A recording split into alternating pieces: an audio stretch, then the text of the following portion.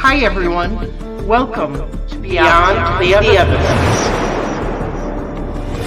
This is the channel where justice matters. My name is Marv. I am a true crime fanatic, and I love to dig deeper into the mysteries of unsolved cases. Join me as we search for missing persons, uncover the clues in unsolved murders, follow along with jury trials,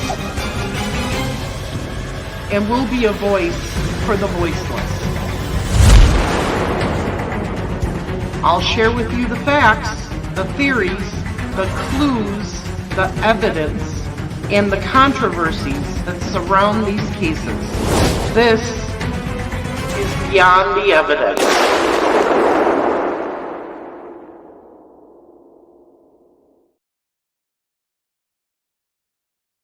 Hey everyone, how's it going?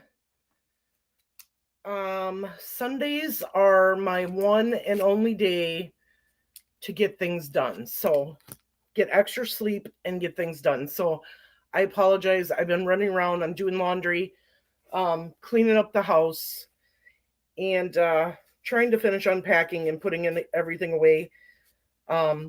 Pretty much the days go. You're in court. You go home for a couple hours. You do your live. Come get ready and turn around and go right back to the courthouse and get in line. So everything from the previous day or the week just gets dropped on the floor in the living room and in the kitchen, on the table. And this is my one day to sort through it, get everything done, get laundry done, all that good stuff. So let's say hello to our first five.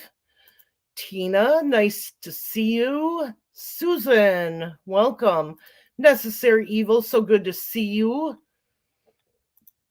Andrea's here. Fight for Justice. And there's Randy. So glad. And I've got Cyber Warrior here too that's chatted. So now I'm taking you back to day 3 when we saw the graphic crime scene photos, okay? And the reason I'm doing that is because I did not get into the afternoon session. So I had to get notes on that and the following day, day 4, from somebody else. So I'm going to be reading through those notes from this other individual. And we're just going to do the best we can. So the morning session of day 3 was, I was in the courtroom and saw the graphic crime scene photos. And Trooper Page was on the stand. So the afternoon session is where the defense was cross-examining the witness, okay? So I wanted to make sure that I got you that information because I want to represent both sides. So I'm going to read through the notes from day 3 and day 4. I'm going to take about a 20-minute to half an hour break, and I'm going to come right back and finish some of the notes I missed on, I think, day 6, and tell you about day 7, because that is when the ballistic individual was there. And Saturday's session, we had one person testify yesterday. So this is what I'm going to ask you. If you have specific questions, I want you to use the question mark, and then write out your answer or write out your question so that I can go back throughout the live and try to answer them. Okay? That way I can spot those easier when I'm going through the chat. Okay, so let's get started. So the afternoon of day 3, after we saw all of the crime scene photos. Trooper Page was doing his cross-examination Rosie was doing his cross-examination. And now, remember, this guy was very hard to hear. So in the notes here, sometimes it says they didn't hear the answer. But we'll try to do our best. So Rosie starts off and says, were you aware the girls were last seen on the 13th in the afternoon? Paige says, I believe so. They were found on the 14th. Or Rosie says, and they were found on the 14th. And he says, no, I don't know any opinion about the time of death. Which was kind of a weird response. Rosie says, have you ever done investigations in a rural area where there are scavengers? And the answer was yes. Rosie said scavengers like coyotes, raccoons, buzzards. And Paige said yes.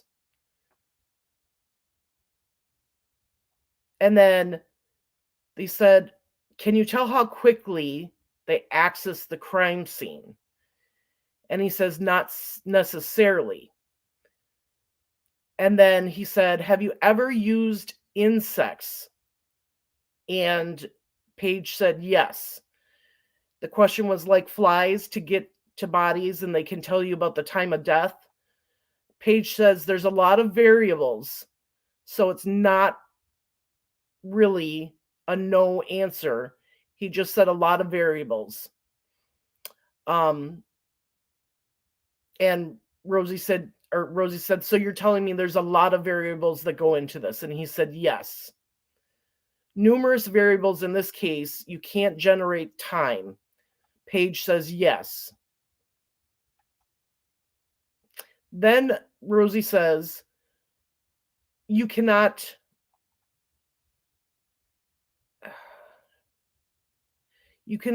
crime scene integrity pertain to and maintain the natural state. So you want to maintain the natural state of the crime scene when you're not about to process it. So he asked if it's a challenge to maintain crime scene integrity. And he could not hear the answer. Rosie said, are you aware some breaches in a crime scene integrity? Paige says, what do you mean? And Rosie said there was information leaked to the public early on in 2017. And Paige says, I'm aware of that. And Rosie said, did anyone take photos that were not in law enforcement and distribute them to the public? So did searchers take photos of the crime scene in 2017 and then somehow pass them around? Paige said he was unaware of this. Then he asked, were you familiar and involved with crime scene photos in information led to the public? No DNA. It is evidence that takes extra time. So it's evidence that takes extra precaution at crime scene, he said. And yes, swabs were collected. He did not collect those swabs. Somebody else did it. Paige mostly took photos of the crime scene and outside of the crime scene. And then he was asked, are you aware of any DNA from the crime scene that connects Richard Allen? And he said, not aware of any DNA. He asked, did you use an alternative light source that they refer to as an ALS? It's alternative light source. So did you use any of that for the tree evidence, looking for semen, saliva, or sweat? The answer was yes, including bodily fluids and fibers in general. That's one of the processes they use. So the light to recover trace evidence.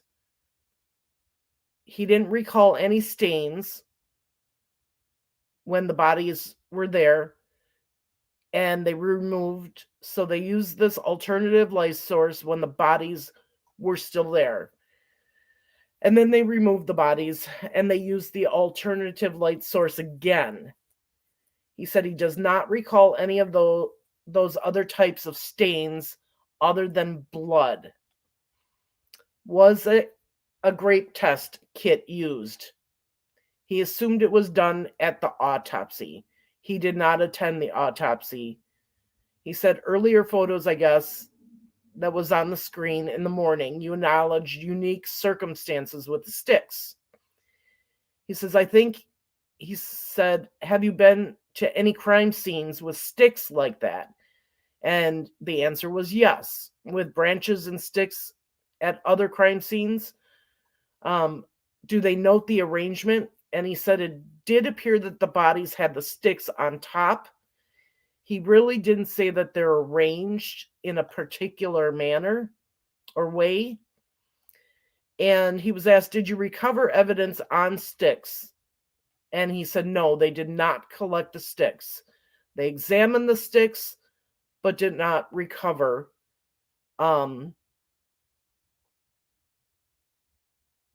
Which we'll get into later, I guess, because he said they used white light and daylight to look at the sticks. Then he says, Rosie said, did you pick up the sticks? Yes. Didn't find anything of significance when they moved on to the clothing, which is either this part or the next part, I think.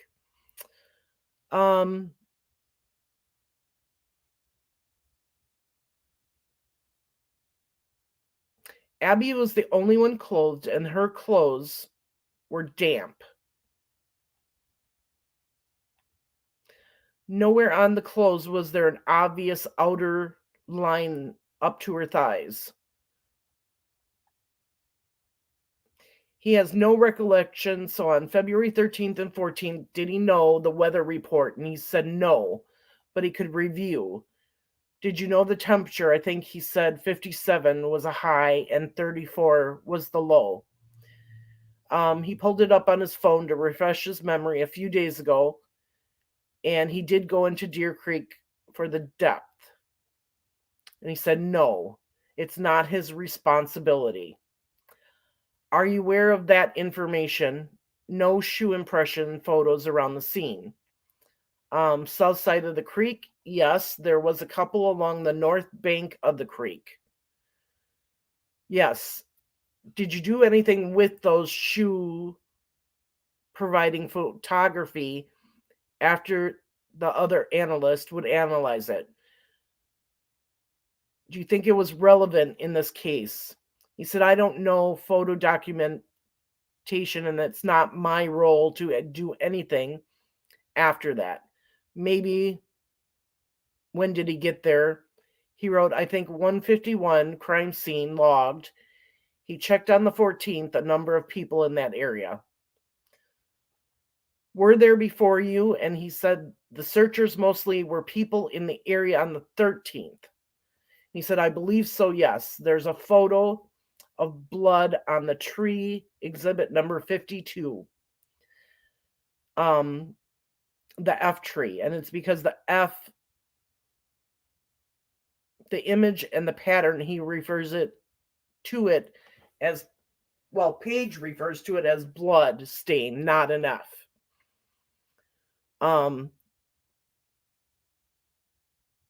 Did the stain get attention from the crime scene team?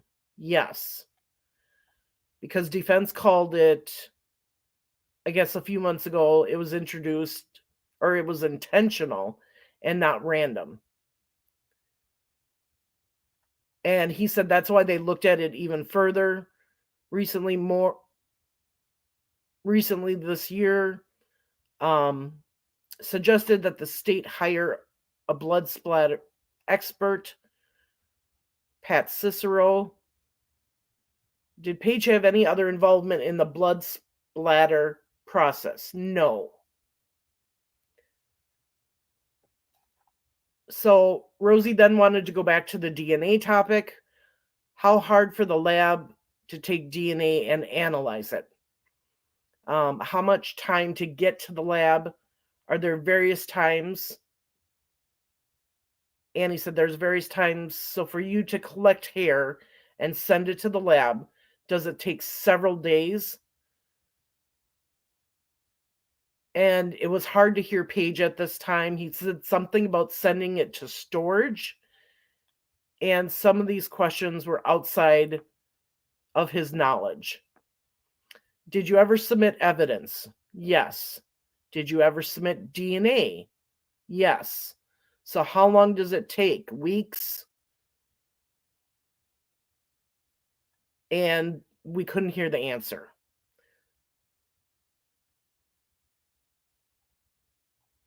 So then they were talking about the hair and how long it took the lab to turn around and give an explanation. He said, I don't know the process. Something about autopsies and like toxicology takes a long time.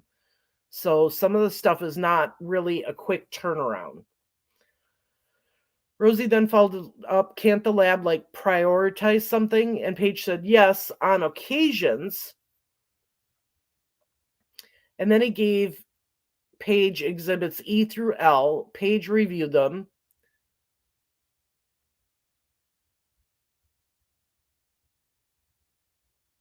So these were crime scene photos that Paige took and that some other person took. And they were taken on February 14th. And he said, yes. So Rosie then went to the TV to do something, and there was a long pause.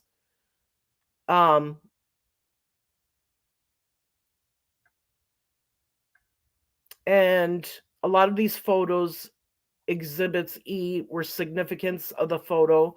It was an ALS exam. Like I said before, ALS means alternative light source. Brian Ohi, his last name, not sure if that's right.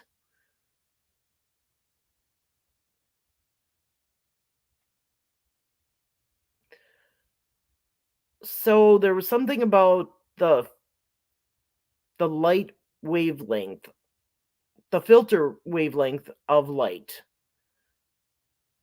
So they said, thought something shining on the ground, a gun cartridge, unspent gun cartridge. Paige did not take the photo, so they showed a photo of this unspent round in the ground. It's like 6 to 8 inches to the right of Libby's right foot. There's a lot of leaves. Can't see the bullet or unspent round. So there's a photo of Libby's leg, and near Libby's right ankle was where the round was found. And there was lots of leaves around it. So what we're being told is that the bullet was found with the point face down in the ground. It looked like it's in its natural state, and he said yes. So next thing was he previewed a photo with the area disturbed and cleared, and Paige said yes. So they took a photo of the shiny object, and somebody else like kind of blew some of the leaves away to get a better look at the unspent round. Rosie said there'd be a spot noted in the photo, and Paige said yes. Did you visually inspect the unspent round? And he said he did not touch it with projectile. It was facing down. So the issue that came up later was that we've heard that the unspent round was like kind of pushed into the ground. And so, yes, that's what the photo showed. So they called it a head stamp. So it shows the caliber of the bullet or the round and the manufacturer.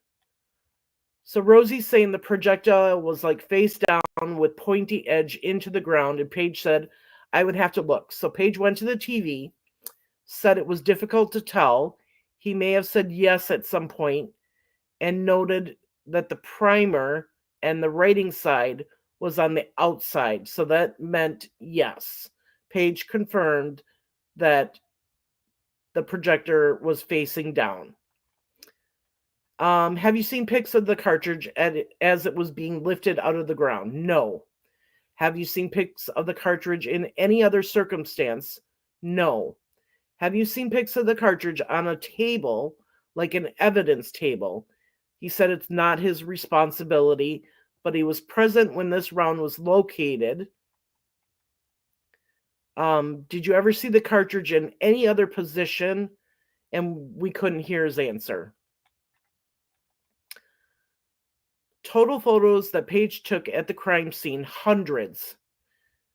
Have you ever been in charge of evidence and crime scene process? Yes.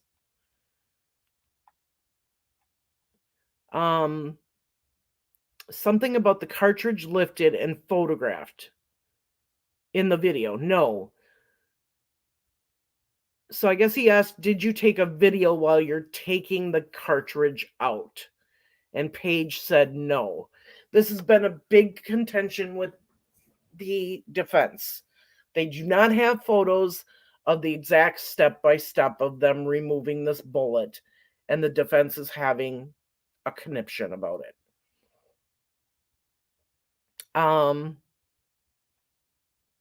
Did you grab it with gloves or a tool? Discretion, so that it was one of the many times they use gloves on their hands. It's recommended to lift an item and put it in the glove, in your hand, and photograph it. No. But there are marks on the items, including the unspent round, that could be critical to the investigation. And Paige said yes. So it makes sense to take a photo in the state as it is lifted, right? And he says we never photograph things in our hands. Then it said details would be done at the lab.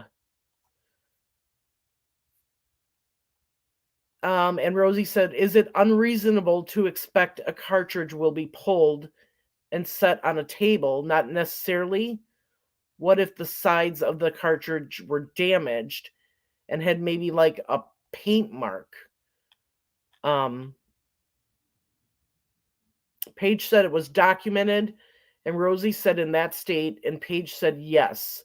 So then Paige told the process of doing the evidence collection and stuff that the cartridge is critical in this case.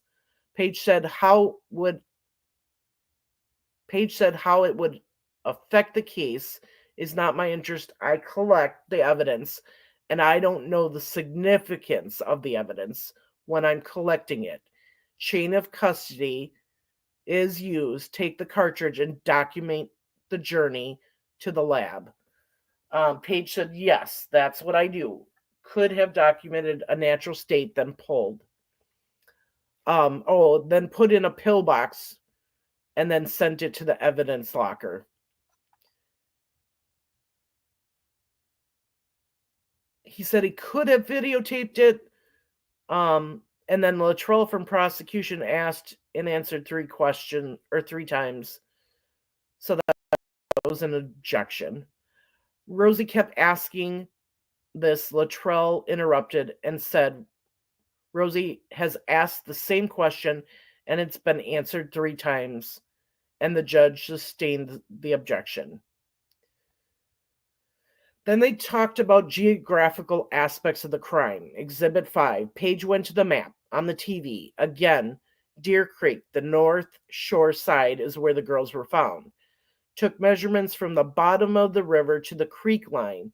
No, he did not do that.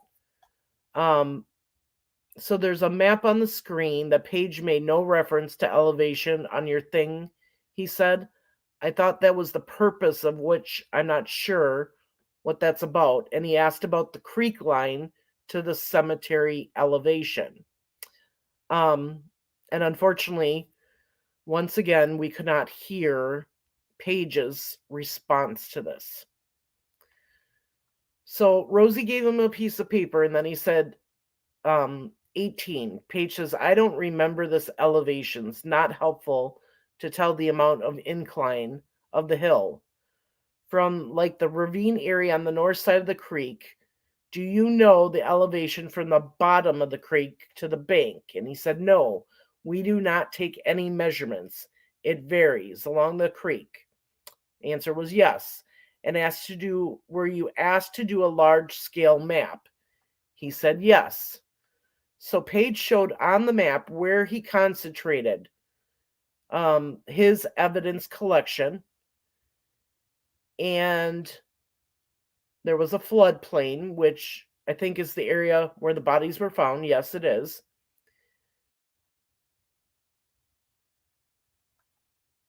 And then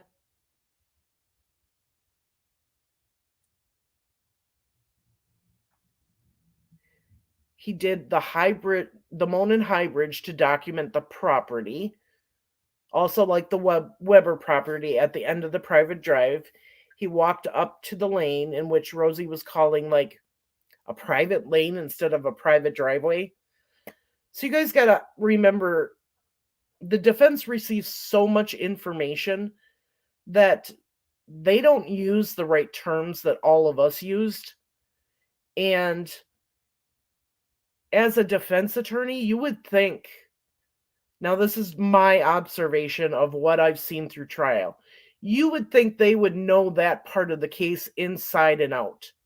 Use the correct terminology, direct the jury to the right areas. They don't. It's weird.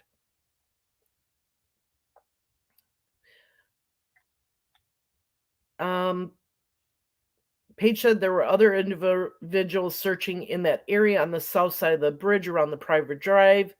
He went to the bridge and it extends beyond the driveway. Yes.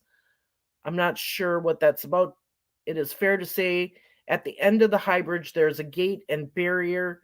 He said yes. So if you remember, if you go the entire length of the bridge to the Weber property, okay, there used to be an old barrier there, like maybe 40 feet beyond the edge of the bridge. And Page said yes, there was a gate and barrier. And so this is when Rosie started talking about what it used to be. So he said it was a rail line, extends south, and Page said yes. So if you follow the train tracks, the elevation does not change. And Page said after the barrier, yes, it's basically stable. He would need to look at his photos. There were no large hills after that. And that is correct. So as you're walking the bridge to the south side, you get off the bridge and it's flat. There are no hills if you're walking through that house's property. But if you go down to the left, where the hills are, there's a lot of difference in elevation.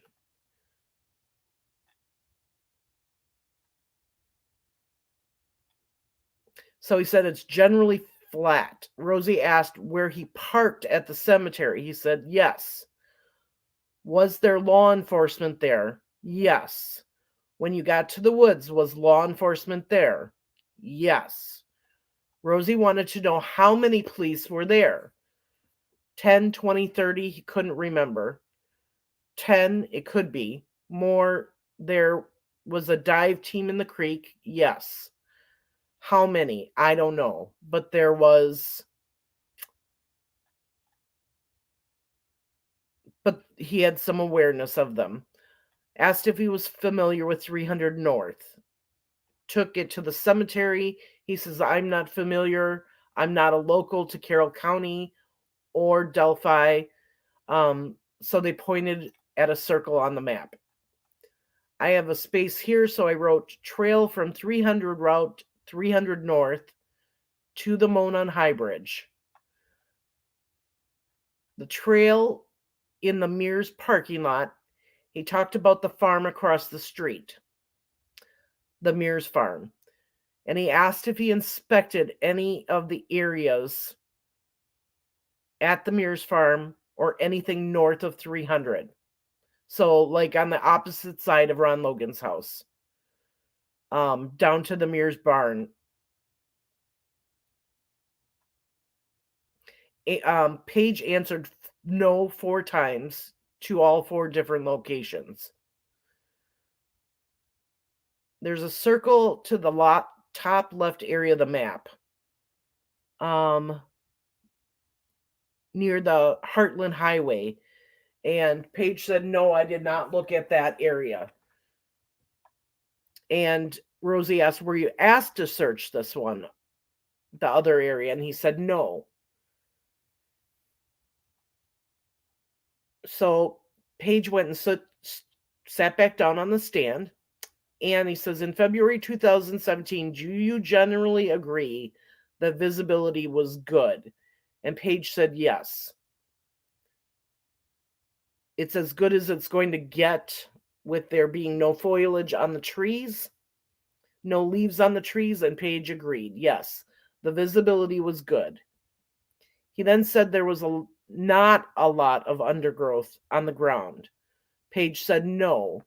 So he was affirming there was not like a lot of grass at the cemetery. Could you see the creek line?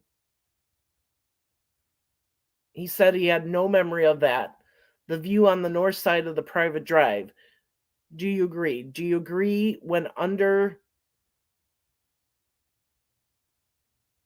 stars to incline to home? I'm not sure what that means. Yes.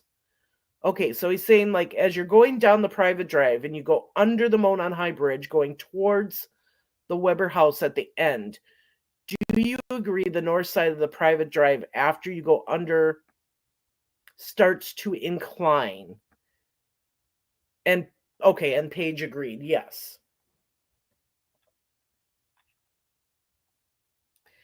Is there a good view of Deer Creek? Yes. So not the road he's talking about is the private drive.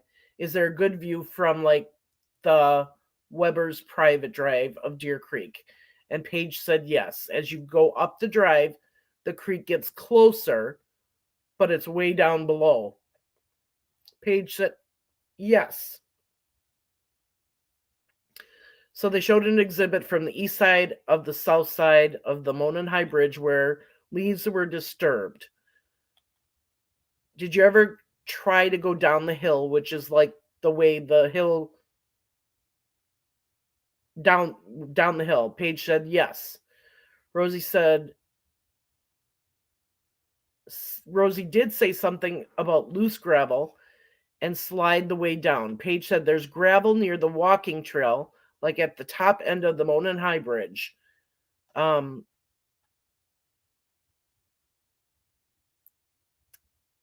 There's no gravel on the hillside. Is it your impression the area gets a lot of foot traffic? He said, I don't know. A lot of us know about this, like along the private drive, there's a tree that has like a tribute with a bunch of shoes on it hanging off the branches. Rosie said, are you familiar with the tree with the shoes? And he said, I don't know. Did you talk to anybody about foot traffic by people not lining? Did you talk to any about foot traffic by people not living at the Weber house at the end of the private drive? No. So no more questions from Rosie. Luttrell came back and handed Exhibit 182 to Paige. He said it was an RMS report, a map that was drawn by Sergeant Jim Cody, who's a crime scene investigator, supervisor. And he was there that day. The map has coordinates, yes, from Google Earth. Paige held it up for the jury and showed where the creek goes, covered north side of the creek bridge, a lot of work on the floodplain, yes. Sorry, that's confusing. I guess something like the land drops off at the end of the bridge into the floodplain in covering the area, and through to find an EAS easier footpath from the AIS road to where he took some of these photos of the creek? Yes. So let me just explain. So I guess he's saying that Paige was at the top end of the railroad tracks. he went down the hill area, and then he went to the south side of the creek to take some photos. But Rosie was asking, like, what path, once you got down to the private drive, like, how did you get to the creek? So he's asking Paige, do you remember how you got there? And he said, I don't know. So Paige went back to the TV and the map. Rosie said, do you have a recollection of the route from the access road? He didn't think he did. And how long it takes from the access road to the creek. He said a few minutes. He said, I didn't know where I was going, just looking for like the easiest path from the private drive to the south edge of the creek. And he wanted to take some photos. He went back to the stand. Do you know the width of the creek between the areas you were examining? He said it was approximately 100 feet. So the width of the creek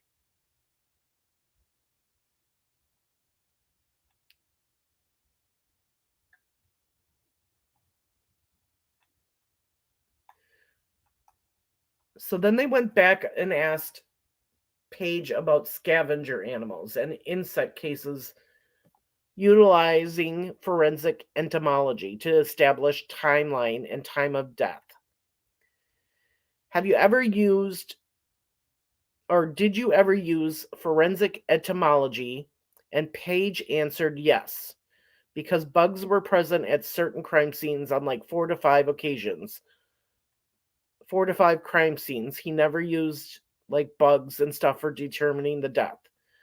So on February 14th, were there any bugs actively? And he said, nothing that I recall. So ground zero is like 30 in diameter of where the girls were found in ground zero. So that's what they called it. This man, and I'm going off the notes here, I'm just going off of what I remember them saying. So this man used ropes, and this is where the rumor of ropes took place. He used ropes to form a diameter around the crime scene, okay? And he used those ropes to know exactly where he could walk in and out without disturbing any evidence. And this diameter they called ground zero. And he asked him who else was present on the 14th. And Paige answered Brian Olay.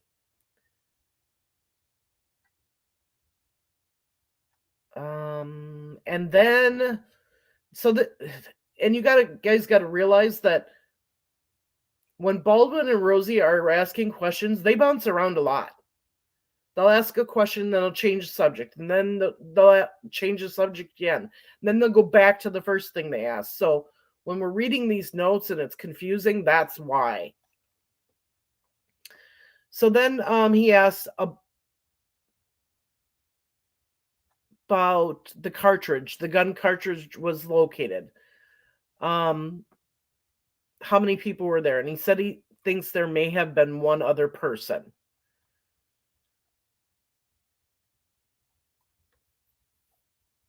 He said one more did scans, which must be this Brian guy or possibly a guy named Dwayne. Later, the coroner came to like 4 people process the crime scene. And then the coroner came. Libby was moved. First cartridge discovered prior to Libby being moved. Yes. So for a long time, people have said the gun, unspent round, was found days afterwards. And that is incorrect. It was found before the bodies were moved. So what they're saying is, before they removed the girls from the crime scene area, they found the bullet there that day. Did you wear gloves? If I wasn't wearing gloves, it was because I was not touching anything. So if he touched something, he put gloves on. Then they jumped to swabs and items collected, the bodies being touched by gloved hands. Page did not do that. It was not his role to be doing that kind of stuff. So then they jumped back to the cartridge. And this alternative light source. It requires like goggles or glasses. And somebody said they were orange. So the alternative light source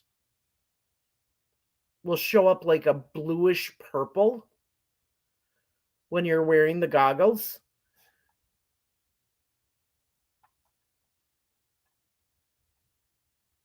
So the goggles were put on two of the guys. And the alternative light source was being spread throughout the scene. Now, a third guy who was there didn't have the goggles on. And when they were doing the alternative light source, what happened was he saw something shiny and glittery, an object to the right of Libby's right leg, like 6 to 8 inches away. And that's when they started examining this area and discovered it was the unspent round.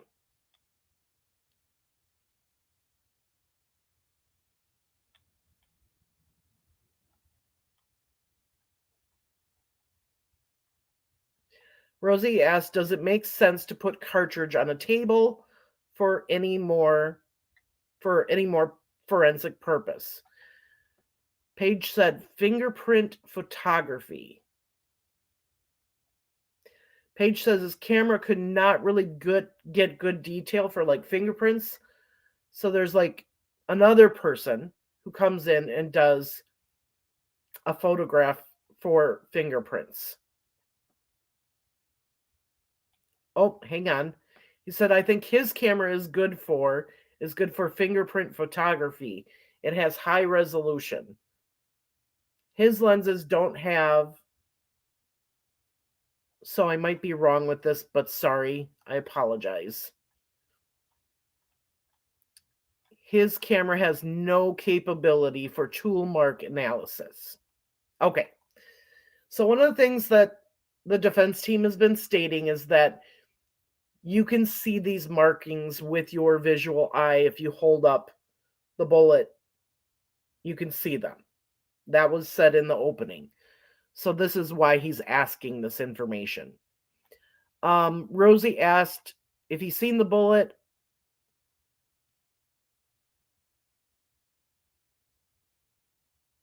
So if you see bullets that have not been fired through a gun, they all look the same, right? And Paige says, I could not hear what his answer was. Rosie mentioned Smith & Wesson and said, can you read the head stamp on the back end of a round? And Rosie said, if they're all in a box, unspent rounds, they all look the same. And Paige said, yes.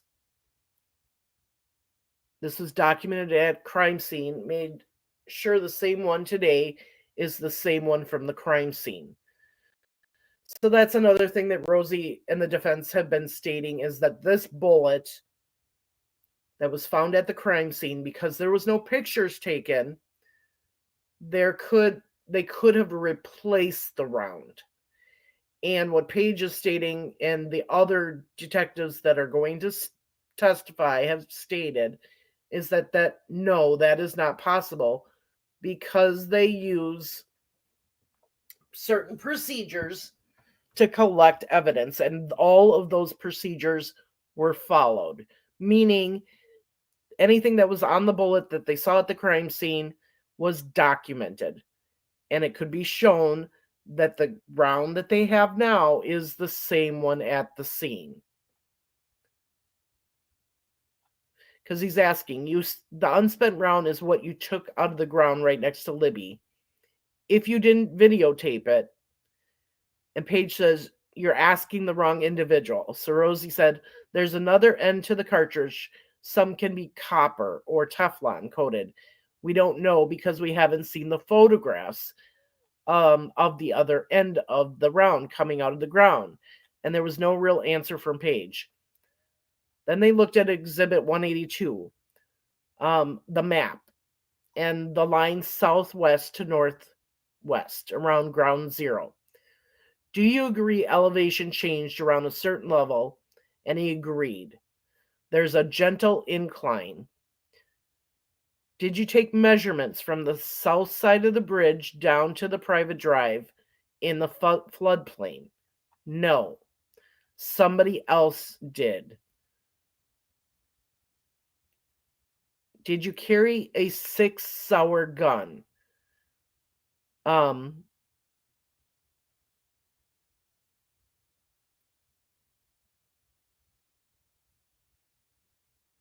Is that a common law enforcement gun? I believe yes. And then they were done with Paige. So ask the jury if they had any questions. And then Dwayne, I think it's Daisman, but it's spelled Dasman, came onto the stand. So let me look at the chat here and see if there's any questions.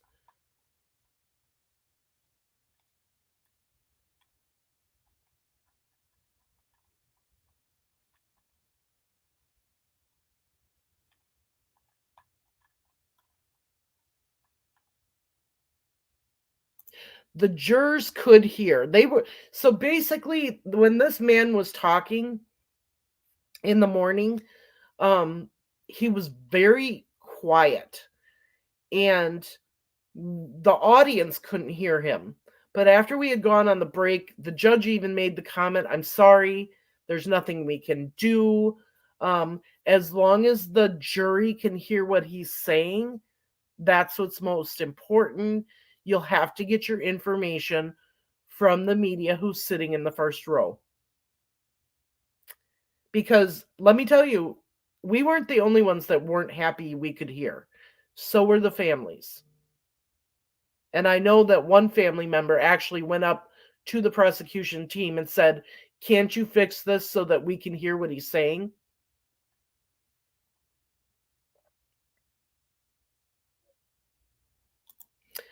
What's your opinion at this point? Do you think the jury will convict?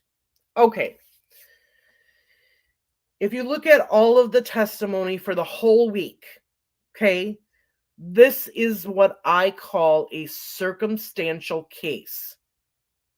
There's no smoking gun in this case right now. You have circumstantial evidence. You have the fact that he put himself at the bridge. Okay? You have the fact that Betsy Blair saw him at a certain time, and as she was walking back, she saw the girls walking towards the bridge. He was the only one on the bridge at that time. He was the only one in the area at that time. She did not see anybody else. So within minutes, you have Libby taking the photo of Abby on the bridge. So she snaps a picture of just the bridge. Then she has, as they're walking across the bridge, she has the photo of Abby on the bridge. And then you have the video of the guy on the bridge. He is admitted to wearing the same type of clothing as BG. He has changed the time that he was at the bridge 3 different times. So it's circumstantial. Then you have the witness seeing the same man that the other witnesses saw coming out and looking muddy and bloody. Okay? So, all circumstantial. but you have to follow it. The jurors are going to have to specifically sit down and look at the times from the time that they say his car was seen going to the CPS building and parking to the time that Betsy Blair said that she saw him and then saw the girls, right? They're going to have to look at those times very closely. If you look at those times, in my opinion, it proves that nobody else was there and could have done this. It had to have been him. Now, after this live, we're going to get into the bullet information on the next live. I don't really think I think the jury's going to look at the bullet information, but I don't think that is going to be what will convict him. I think what's going to happen is this week coming up, that is going to be the most important testimony of all. And that is going to be showing the context of his confessions. That is truly going to tell us whether he did this or not, along with all the other circumstantial evidence. That's what's going to prove it. Does that make sense? But yes, I do think that Richard Allen is the man that did this. Well, they do have a crime scene photo of the bullet. They have it in the ground in between the girl's legs. So there is a photo of the bullet. What there isn't a photo of is them taking it out of the ground and putting it in the envelope and sealing the envelope. But they went through their testimony and told the jury how the chain of command is done and what they do in every circumstance. Chain of custody isn't always filmed.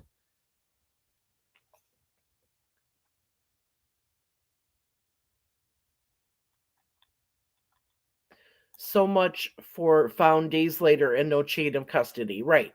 They found it that day and they followed the chain of custody. Everything was documented as it should be. It just wasn't photographed or videoed.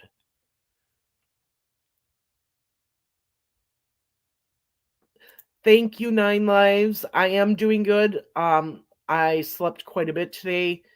That's why we're getting started late this afternoon.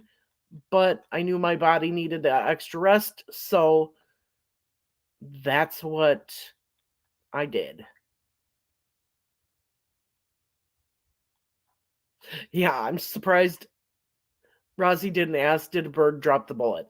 Well, what Rozzy and Baldwin are trying to say is that one of the police officers may have dropped the bullet, or somebody that was at the crime scene other than the perpetrator dropped the bullet.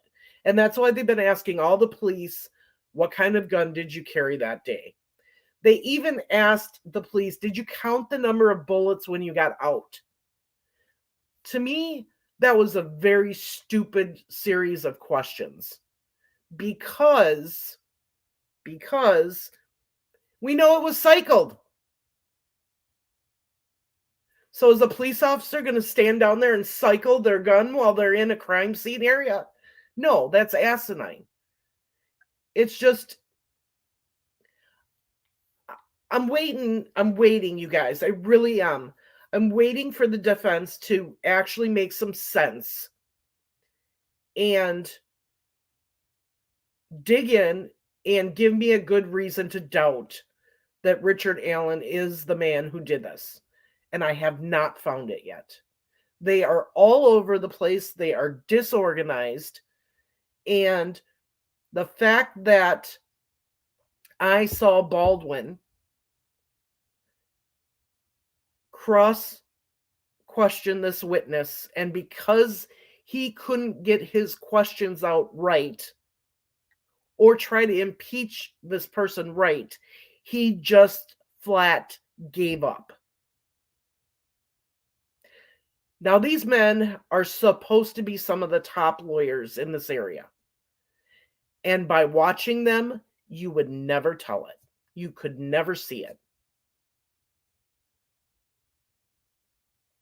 Because there's some days when they get done, I'm like, where did they get their law license from? A Cracker Jack box? But I'm still waiting. I'm still waiting for them to do something phenomenal to try to show reasonable doubt that this man did not do it.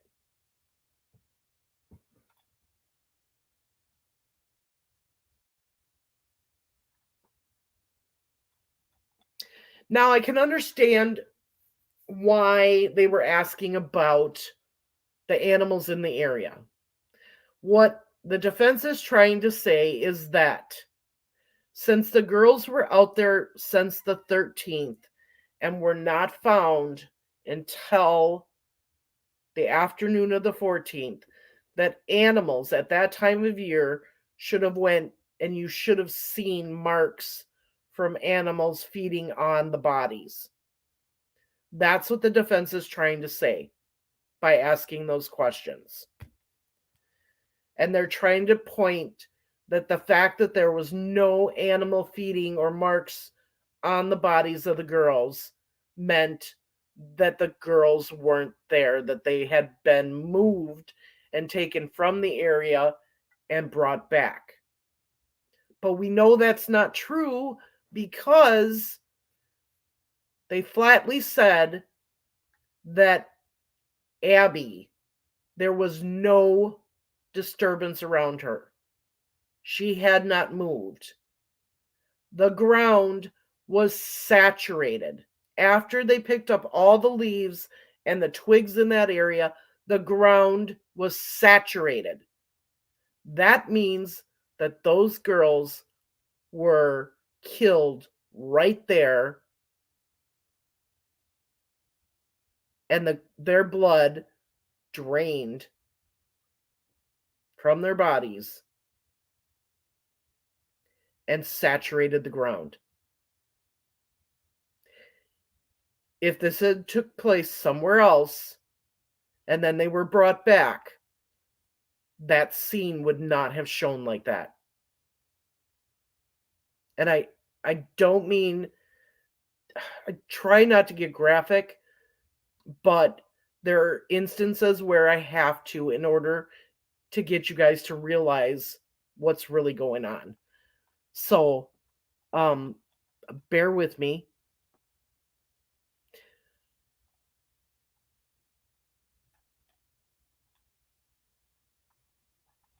All right.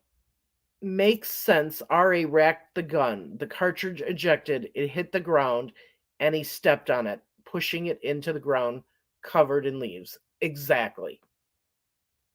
And he may not have even realized he did it. Because apparently he didn't look for it. You would think he would have looked for it and tried to find it.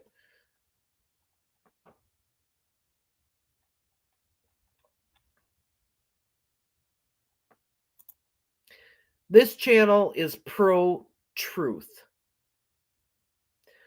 So, Emily, what I said is that I am looking at this as a juror, and that's how I'm conveying it to all of you. I'm taking everything that I know about the case and I'm pushing it aside, and I'm only looking at that evidence. And the first day, I gave the day to the defense in the openings. I thought the defense had the best opening of all. Okay. Since then, I was really critical of the prosecution because they had not linked anything showing that Richard Allen had anything to do with this murder. The past couple days, we've been starting to get into that evidence. So when I'm doing this, I'm flip-flopping back and forth. Guilty, innocent, guilty, innocent. After hearing what I did about the timeline and stuff, I'm going back towards guilty. That could change. But I am for the truth. I want the right person convicted for this horrific, horrendous crime.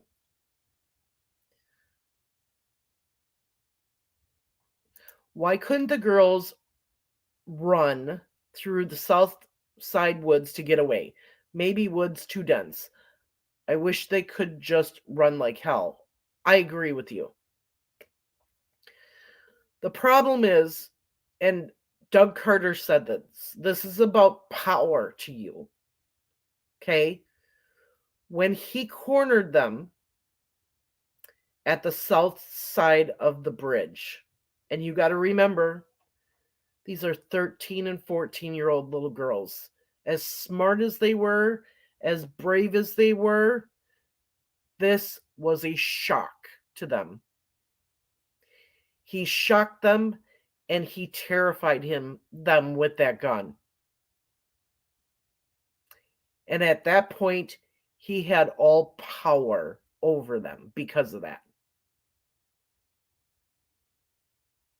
And those girls were loyal to each other. They were not going to leave each other. So, after he gets them down the hills, there's a flat plain. Yes, they could have run, but the only place they can go is across the creek. So we know that something did happen down in that area, that clothes were taken off, because the clothes were found on that side of the creek the next day. So, unfortunately, they had nowhere to run.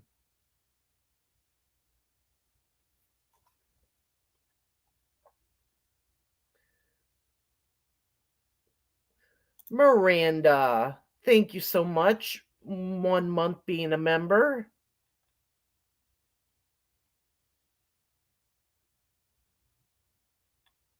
Yes, Emily, you absolutely can say that. We do not, at this channel, everybody has a right to their opinion. Okay? If you disagree, I just ask that you do it respectfully and that you don't attack anybody or be attacked for your views or opinions.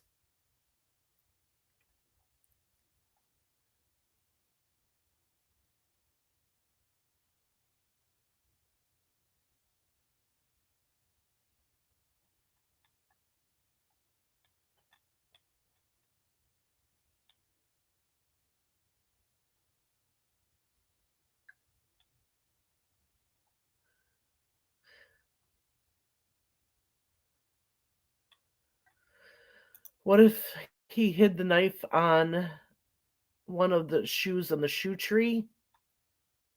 I don't know how easily accessible the shoes are.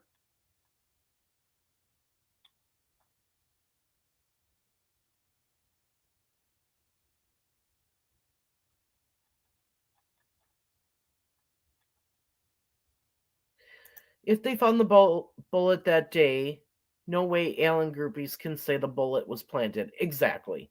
It was not planted. It was a freak accident that they even found the bullet. And they said that. If that guy, if they all had those goggles on to see this light source, the bullet would have never been found. Because they did use metal detectors out there. The only reason that bullet was found is because one guy couldn't wear the goggles. There was something about the goggles, and he couldn't wear them. And he is the one that saw the glittery, shiny thing when they did the light source, put the light source over it. So, in my mind, that's the only reason that bullet was found.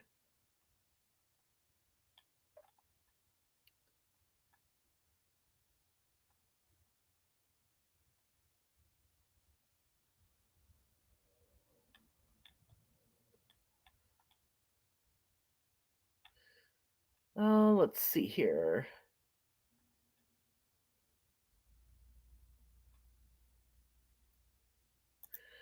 Do you know how they got from bullet to knowing they were looking for a SIG? So it's a 40 caliber Smith and Wesson. They've got experts that know how to look at that bullet to tell what kind of gun it would have been fired from. And I believe that's coming up in day 7 more. So hang on, that might get answered here coming up.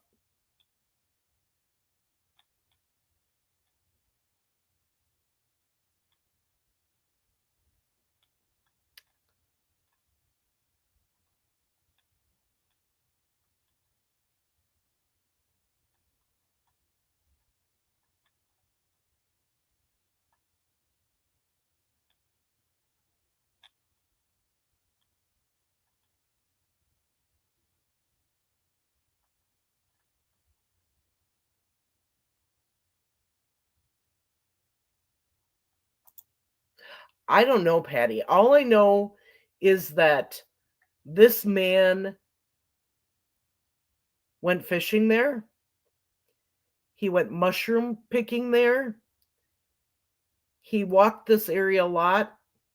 He's got photographs of the bridge in a photo album and photos of himself at this area.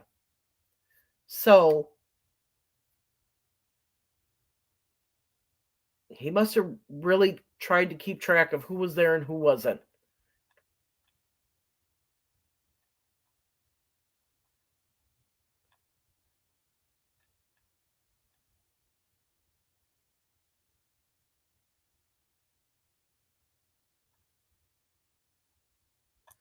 Yes, and I agree with this. This does back up to a private property, and this area is public. So it would be less likely that a person would just be out there shooting for no reason and drop an unspent round.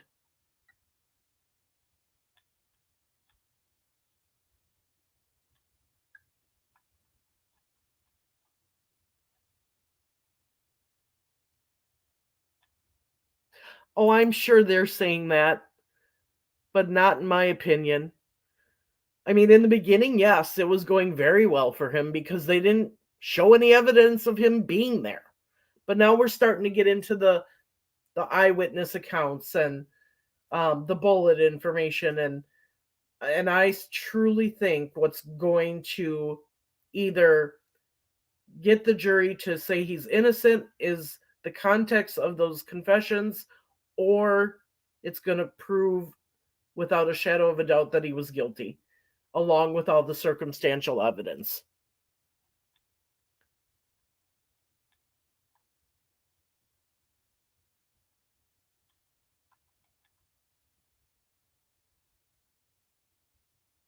Yes, we all pray that Janice recovers. She did fall outside of the courtroom, and we don't want anyone hurt.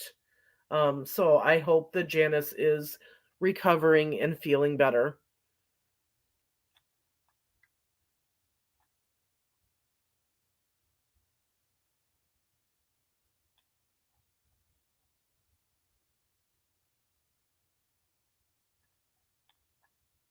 Well, since you mentioned knives, we all know that he had a very large knife collection because they showed it in court, his collection of knives and box cutters.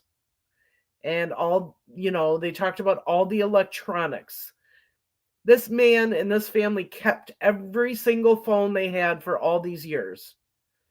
Old flip phones, everything. And then all of a sudden, the one phone that cannot be found is his from February of 2017.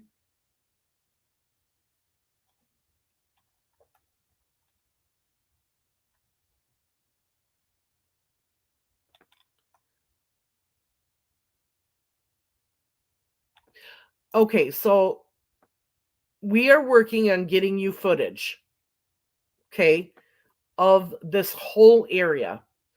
There's a lot of footage that we've already taken, and there's some that we're trying to get. So hang on, because by the end of this trial, you will know at each and every area that this trial is talking about through video footage. We just got to put it together and get a couple more things.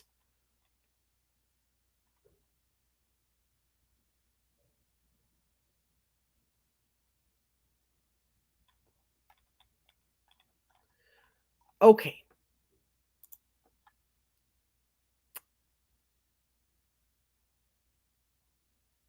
Let's go to Dwayne Dashman.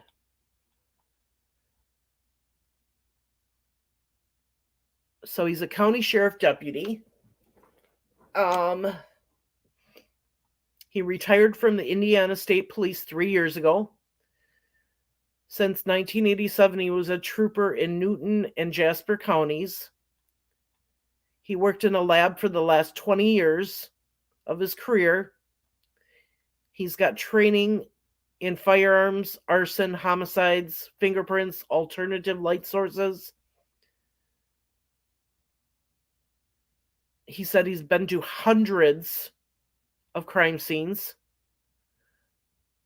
and 200 of those were death investigations. That's why the duty of CSI help agencies document crime scene, collect blood, submit to the lab. So on February 14th, he was asked, what was your job as CSI? I think he said Lowell District, maybe? District Lafayette, and he worked Carroll County. Do you remember when you heard about the missing girls or the deceased girls? He said he was at the Lafayette post. So he went to Delphi and he arrived at 1:11 p.m. on the 14th at the cemetery. He walked down the trail near the creek, and there's a tree barrier that had tape around it. So he met the sergeants OI and Page, and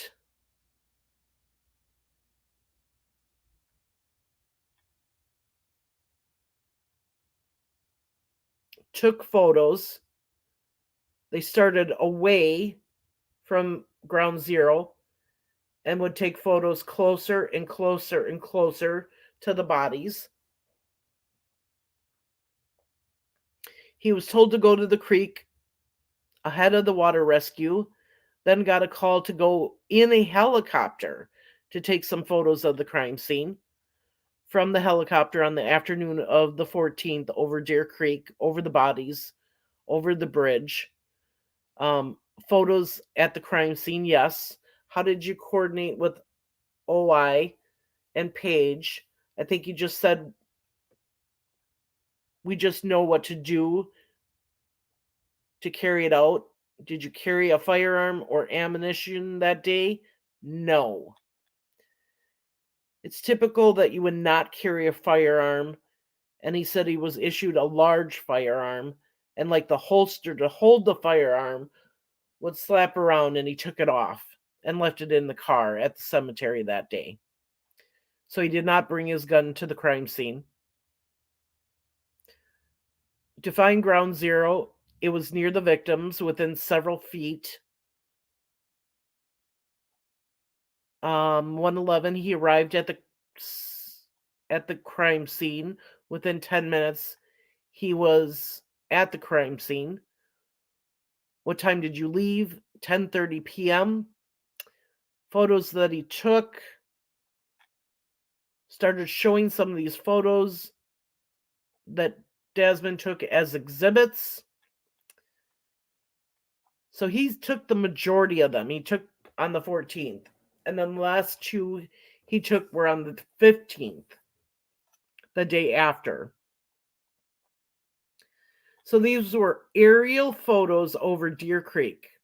So all these exhibits were being shown. Shows the Weber property on the right, and on the west, the left side was the woods. He walked to the TV.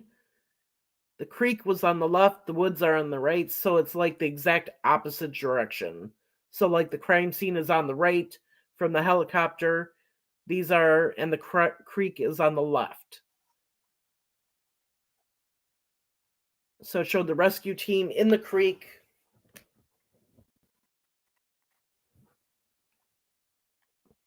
Shows the relative depth of the creek at the location. Deer Creek is on the right, a closer view of the woods on the left, again, an aerial view, so it was difficult to see from the crime scene. Or it was difficult seeing from the helicopter. There was an officer on the ground using a strobe light to get the attention of the people in the helicopter to show them exactly where the crime scene was, even though he had previously been near this crime scene. He still had trouble finding it in the helicopter. So if you remember seeing the helicopter footage, you saw some flashes, and that was the strobe light the people were using on the ground to get the attention of the helicopter to show where the scene was.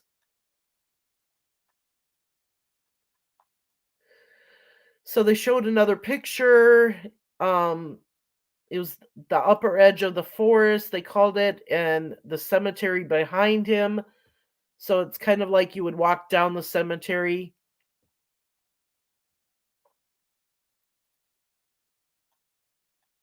There's a little area where you can kind of see the creek and see the floodplains area. They noted nothing really interesting in that picture. So, Exhibit 68, they were describing two victims in their final resting places with sticks over their bodies.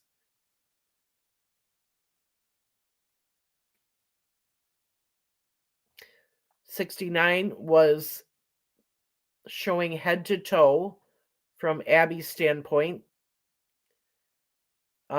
Exhibit 70 was a similar angle closer to scene. You observe blood on the ground. There's a blood pool. He pointed to it like right here on the map. And for the jury using photography, do you want to document the conditions of the bodies at the scene? Let's see. Exhibit 71 was a closer picture of Abby's neck wound. Blood staining.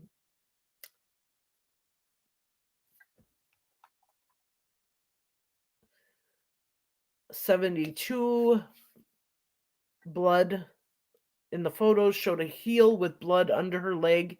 It traveled up there. He wasn't looking to say right by the leg and the calf, so this is like Libby's lower leg and blood on it.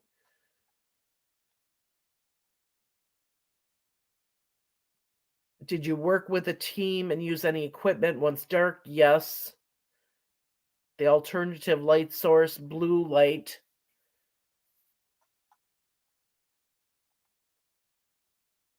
So Desmond is the one that spotted the unspent round. He was standing close to the bodies, and he did not have on those orange eye shields.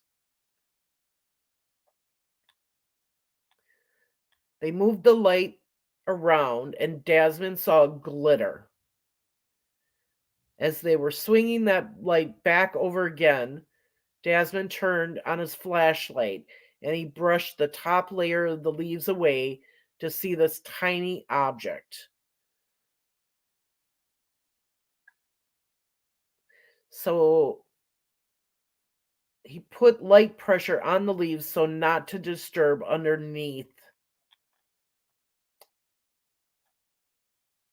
And he saw underneath the leaves, and he saw a 40 caliber cartridge.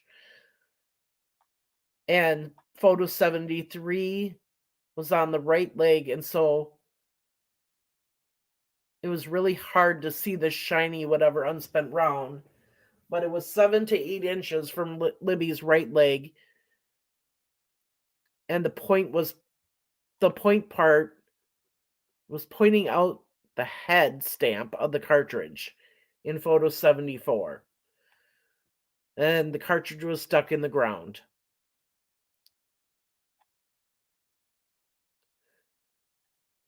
Then they had a picture of the head stamp. And the primer. So the primer is like the back part of the round.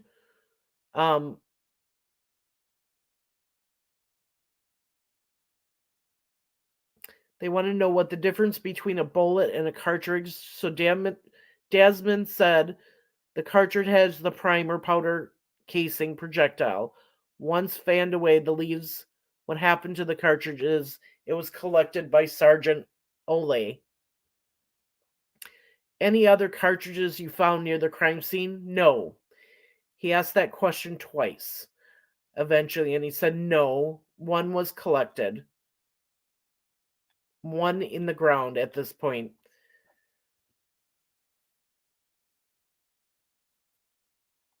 And at this point, he just noted in his notes that Rick was swiveling back and forth fairly fast.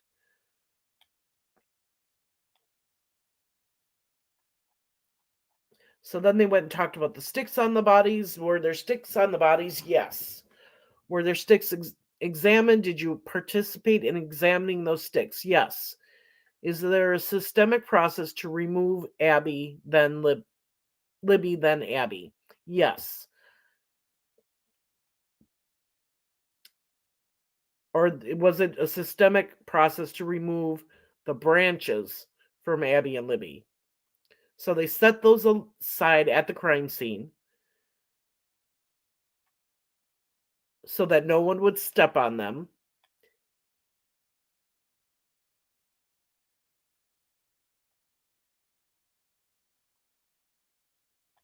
And then they said, at this point, how long have you been a crime scene investigator? For 13 or 14 years. And he said 16 years. So the three of you, Olay, Paige, and Desmond, the three of you discussed what to do with the sticks. Yes. Do you leave them there? Yes. We examined them. There was no blood on them, and most of them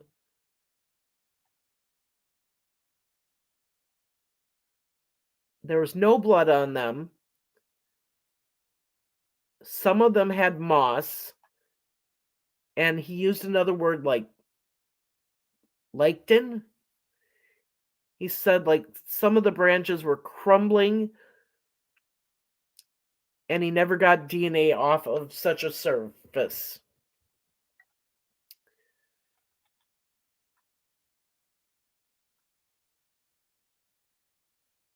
So then, no evidentiary value. What do you do? He said, send it to the lab to examine the role of a CSI with the lab.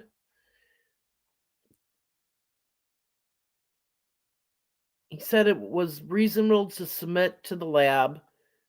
Didn't hear the answer. So this is the defense asking, is it reasonable and best practice to take to the lab? And he said no. They found on the 14th, they found the bodies. You returned on March 3rd, 2017 to collect the sticks. And the answer was yes. They knew where they had placed them, and he had also printed out photos they took on the 14th to make sure they were going to the right spot and taking the right sticks and branches. He took the sticks to the Lafayette police post and put them in a storage locker.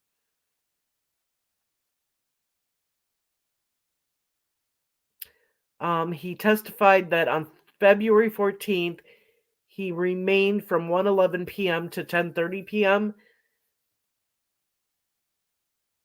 And that's the time where the bodies were removed. Yes.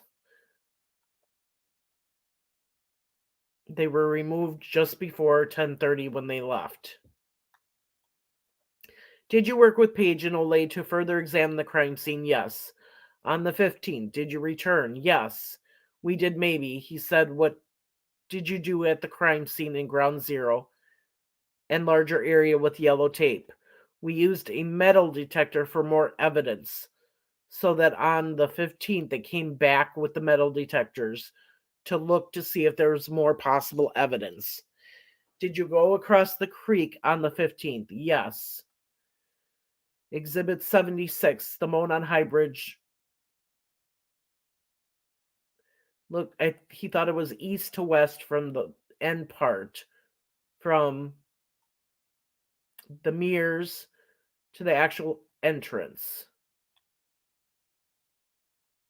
Was a disturbance in the soil at the down the hill area, which I referred to a few times. Did you look for any shoe impressions? Yes. Found a partial one up in here, and it was hard to see the screen. It may have been like middle way down on the hill.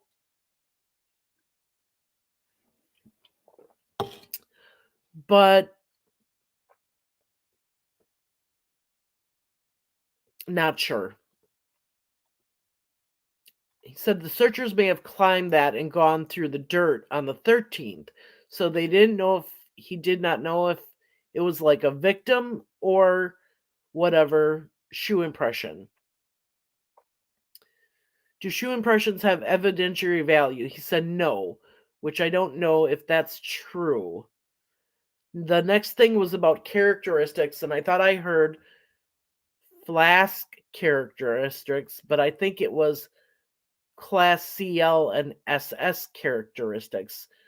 So we said like a new sneaker, like a Nike, would have a certain design at the bottom. So that's like a class characteristic. But as you wear shoes, you'll get scuffs, and wrote down, he said nick and cuts, those are individual characteristics that can help like identify shoes and stuff. So as you wear them, they wear down, you get cuts in them, rocks can be stuck in them, things like that. Those are special characteristics that they look at for identifying a shoe imprint.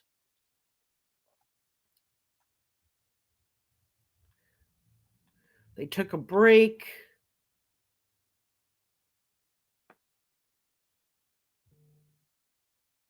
During the break, Rick was talking to defense attorney. He raised his eyebrows during the conversation. Heard him say something, but I couldn't really say. He smiled. So he's just standing there. It's awkward seeing him standing there, knowing like what he's on trial for. I'm not saying he's guilty, it's just like odd. So at that point, he went over to his chair. He's got a swivel chair. He had one arm holding the chair. He's just like hanging out. It's kind of weird. It is. And I know what this individual is talking about. It is weird seeing Richard Allen in the courtroom and during breaks and stuff. He's just standing there looking around, talking to people. Sometimes he sits down, and it's just odd. And he likes to put his hands behind his back. I did notice that. And some people said that maybe he's doing that out of habit because he's been in shackles.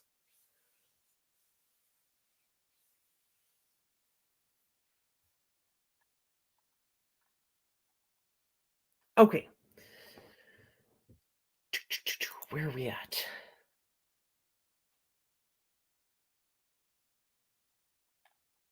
Yep, I agree with you, Susan. Absolutely. Okay, talk amongst yourselves here for just a minute or two. I need to use the bathroom again. Like I said, when I'm not in the courtroom, I'm drinking soda and water constantly, trying to rehydrate myself. So the bathroom visits are frequent.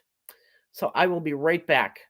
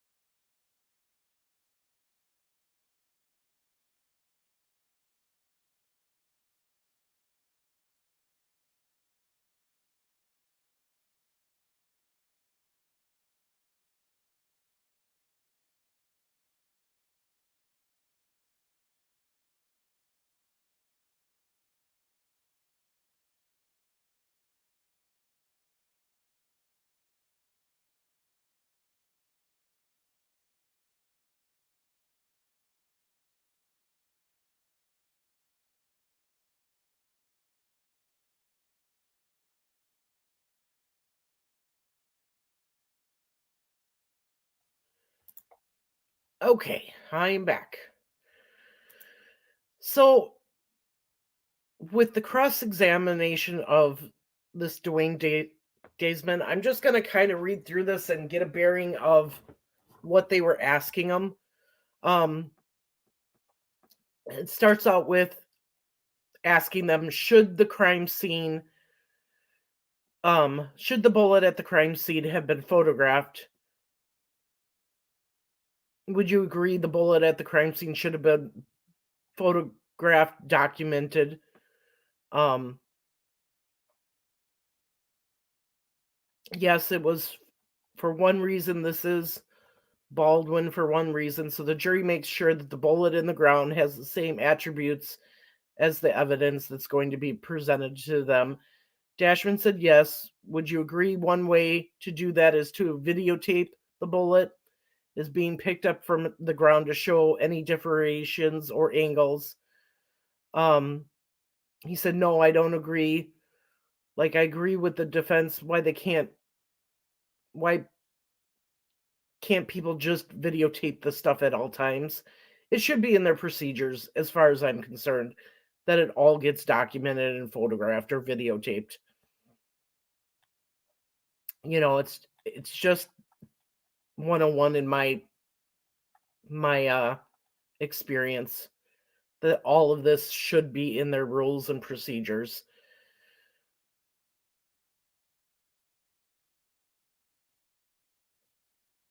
So he's basically questioning him on why this wasn't done, trying to get them to say that the police screwed up on something.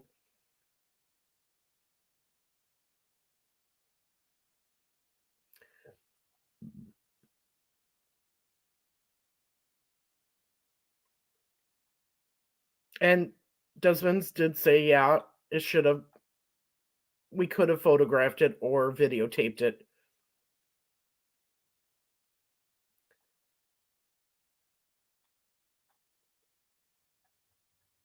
So Rosie was talking about the tip of the gun or the cartridge can be made of different substances. Yes. Does Law Enforcement Academy teach you to document period or question mark? Yes. Just in general document. Yes. You did not document Abby's clothes were damp. So I guess there was some report that Desmond wrote, and he did not document that Abby's clothes were damp. And Desmond said, yes, I did not document that, as it isn't important to note dry versus damp.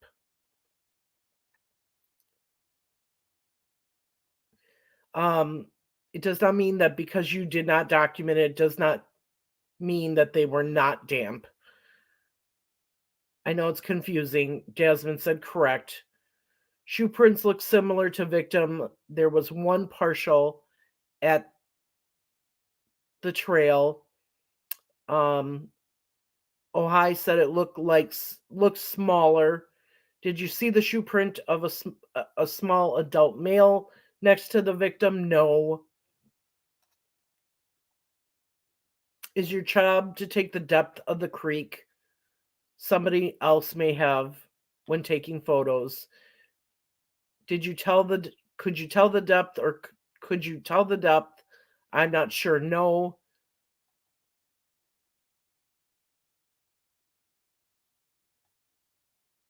And then I'm not sure. I didn't say that I did not enter the creek. There was one other comment next, but I totally missed it. Okay. Um, did the sticks look arranged? No. Latrell objected to the word arranged, and Gull sustained.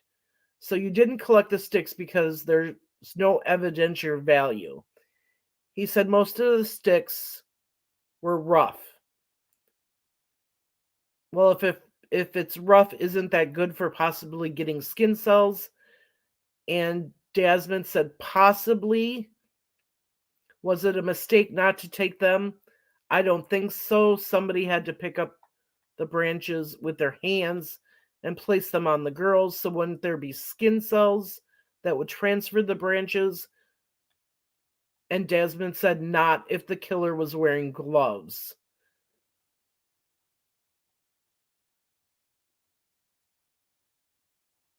Then he was questioned as to when the branches were collected, and it was advised on March 3rd, a couple weeks later.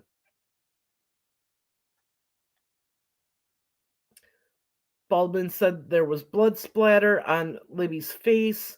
Yes. I'm not a blood spatter expert, though.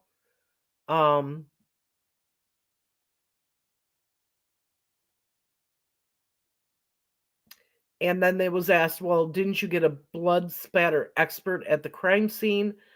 Jasmine said not necessarily. You can do it with like the examination, with looking at photos, at tree pattern, blood on the tree.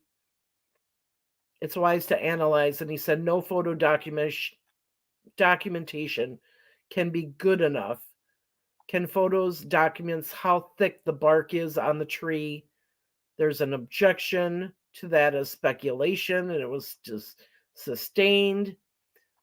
Baldwin said, when you said the photos were good enough, does the photo detail texture of the bark? Yes. So it took 7 years to get a blood spatter expert approximate amount of time.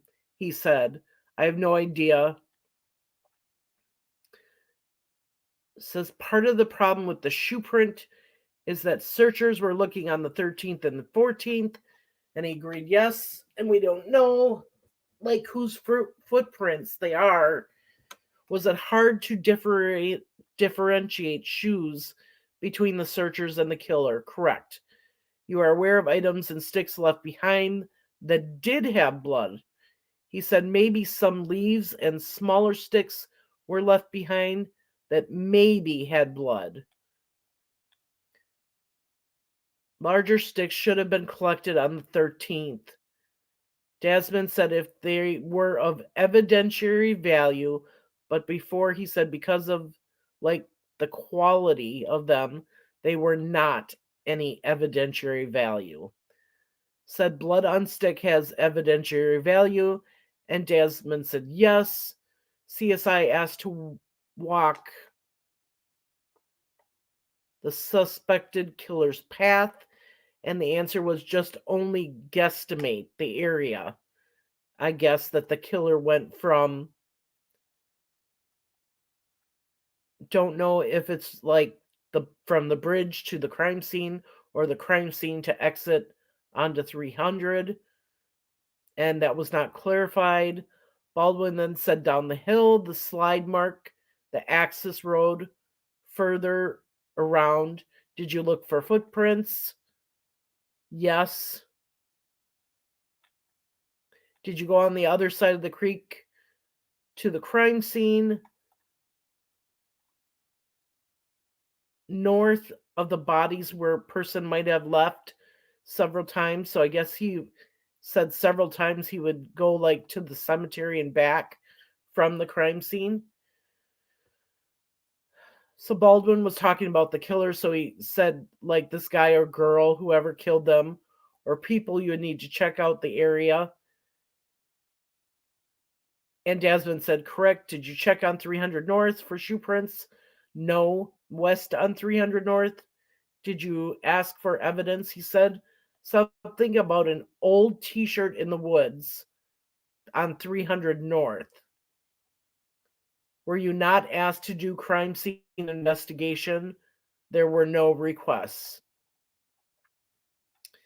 The access road and the Hoosier Harvest Store, would you have done it if you were asked? Yes. If somebody says we think the person went around the buildings, would you look? I would have. Did you collect evidence at Brad Weber's? Do you know who that is? And he said since he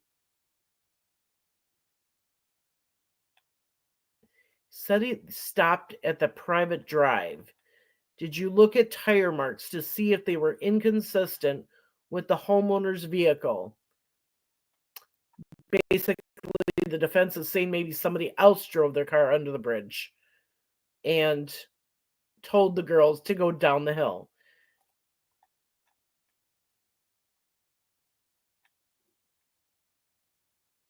So he's saying that the investigators should have found out what cars they drove and got their tire marks to see if another car's, a stranger car, had been on the private drive.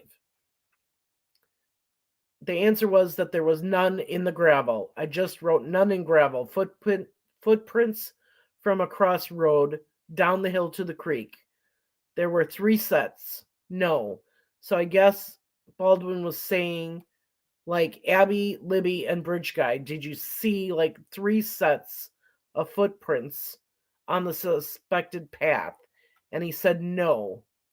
Temperature of girls when there.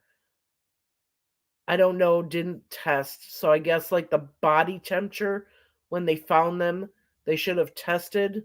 No, due to chance of sexual assault. You don't want to insert any temperature thermometer to maybe lose evidence of a sexual assault. Baldwin asked if they could have put a thermometer under the armpit, and Desmond said no. Baldwin said there's a CVS in town and you're not here from... Couldn't you have gotten a thermometer to take the core temperature? And Desmond said there's different variables. You cannot take the temperature to get time of death. There's variables like sun, like getting wet.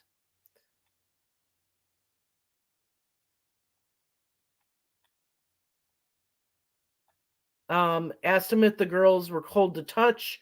Desmond did not touch them. I guess in his training, do they teach you to calculate the rate of declining body temperature? I don't recall. Gave him Exhibit 41 and said, I believe I've seen it before, so I wrote sticks covered in blood. And Desmond said, yes, they are where they collected. I don't know is the answer. Should have been collected them. Not necessarily can't pick up every stick and leaf. There's variables in play like determining time of death, core body temperature, sunlight. And Desmond said yes. One variable is air temperature, the time you are there analyzing the rate body temperature. Declined. I didn't hear the answer. Did someone take the air temperature? Desmond said 41 on the 14th at 1:11 when he arrived at the cemetery. So he asked, your main job is to collect evidence? Yes. So you have no idea if the girls ever crossed the creek. He said something, not to be sure about it. I'm sorry I couldn't hear what he said.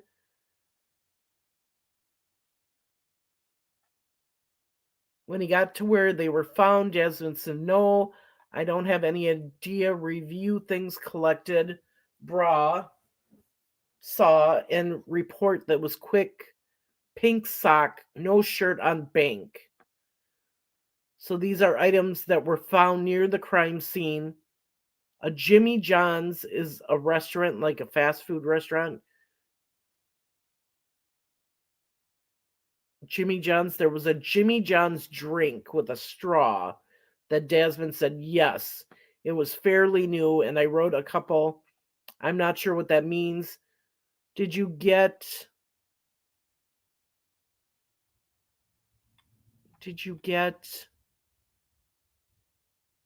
I'm not sure what that says. But he answered yes. That's why we collected it there. Was an energy drink can, a Camel cigarette butts. Several were fresh near the bridge. The area where the bodies were found was flat. Do you consider that to be flat? And Desmond said, no, it's not like a field or a yard. Baldwin said it's comparatively flat to the other parts, and he said yes. Where did you find the Jimmy John's cup? West end of bridge, where the trail ends at the bridge. The opposite side of the bridge photo, I'm not sure what that's all about. Where'd you find the cigarettes? Entrance to bridge, same general area, yes. Energy drink, was that also found there? Yes.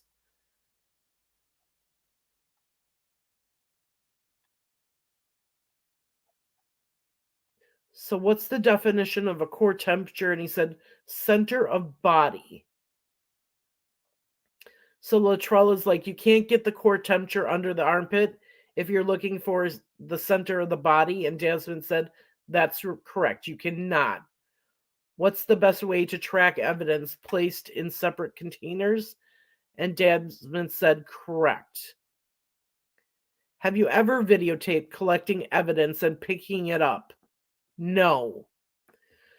Only photos, anything about this case that you do differently than the previous 16 years? No.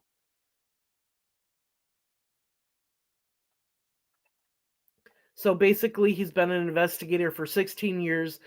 And was there anything about this case that you did different or should have done differently? And he said no. Baldwin comes up and says, if you could do over, would you take a photo of the other side of the bullet? Desmond said yes. Then said images 183 and 184. He took zoomed and showed creek and water rescue team. And he said yes. 31 to 36, we're moving along. Do you know the heights of the rescue team? No. Something about the deeper in the middle of the creek. And Desmond said, I don't know. There's 2 jury questions. Number 1, is there any reason to believe the bullet submitted to evidence could be a different bullet? And Desmond said, no, it's the same bullet. Question number 2, what's the process to ensure the jury sees evidence is not been tampered with? Desmond said there's policies, rules, regulations, chain of custody. They have to sign evidence with the clerk. There's a system to put it in place. And there are items identified by case number. Yes. They are sealed. Yes. If they're not sealed and they're given to the lab, what happens? So the clerk or whatever at the lab says the officer has to repackage it properly.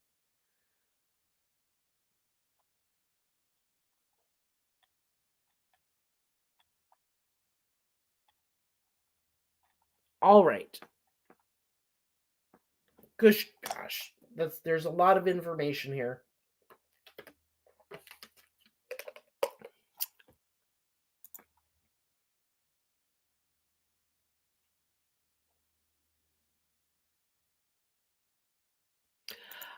I don't know if he did or not.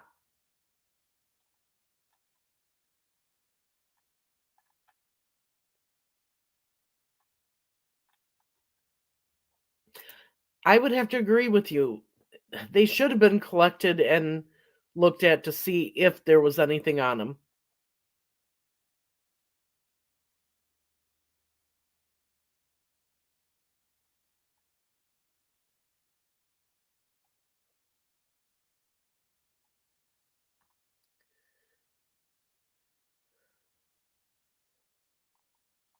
All right.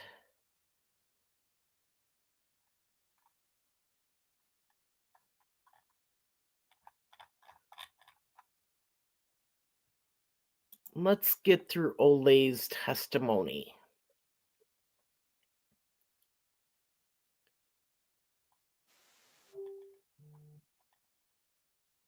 So he was with Indiana State Police from 1995 to 2021. In the fall of 2015, he had been a crime scene investigator for 7 years. Crime scenes 275 to 350 deaths were about 1/3 of the amount of what he did on the 14th. When you were alerted 2 girls were found, he got a call from Carroll County Deputy or Detective Cameron Hammond, so he drove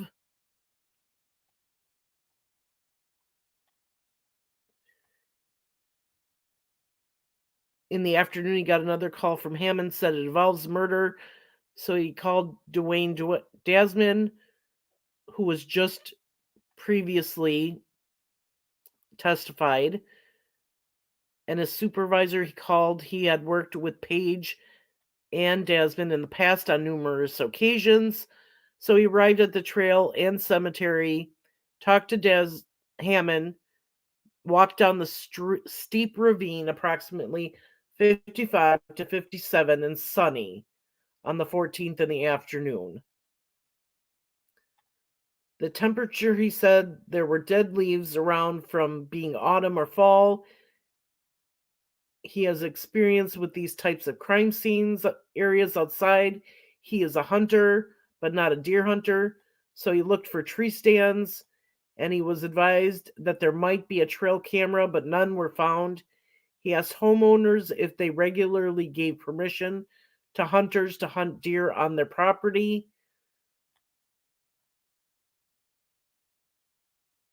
Seen security down ravine. Somebody named Trooper West was putting crime scene tape up around the trees, and they did have a log to document it, who entered and when they left, and that was already started by the time he got there.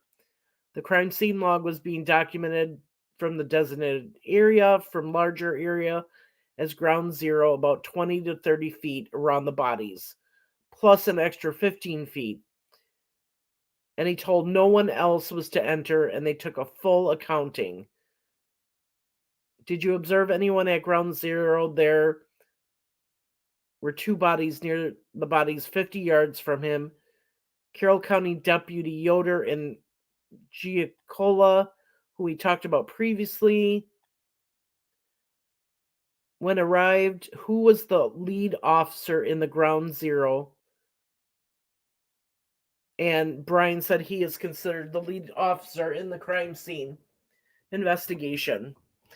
Like 90 to 95% of crime scenes he worked were for other agencies. So he assisted Carroll County, and he was the lead CSI for this case. Did you carry a gun? I don't believe so.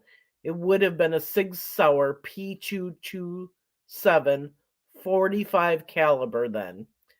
I think that was his work gun, and he said his private gun is a 9mm 45 caliber. Did you have any ammunition in possession? No. Did you interact with agents and staff? Yes. The FBI ERT is the evidence response team, and they collected items.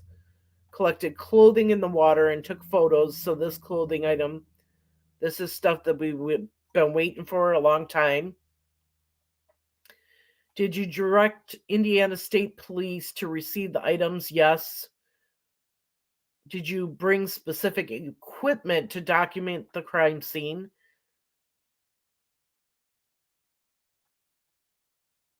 Some kind of scanner, like maybe capital FARO. He said something like it produces what appears to be a photo, but it's actually points of light that's captured.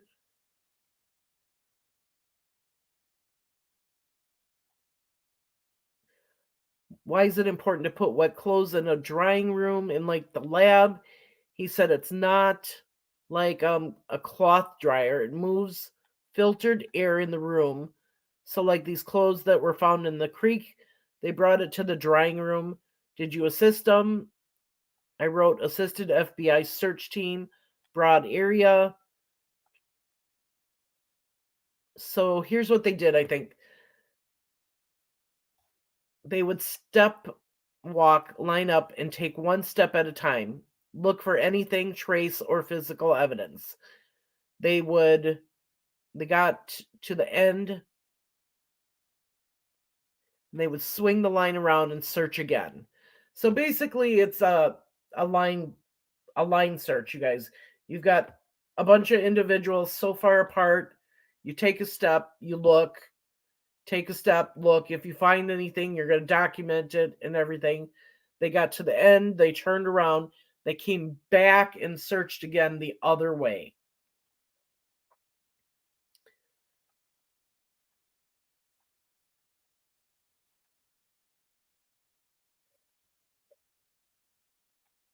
So then there was a meeting at the judge's table.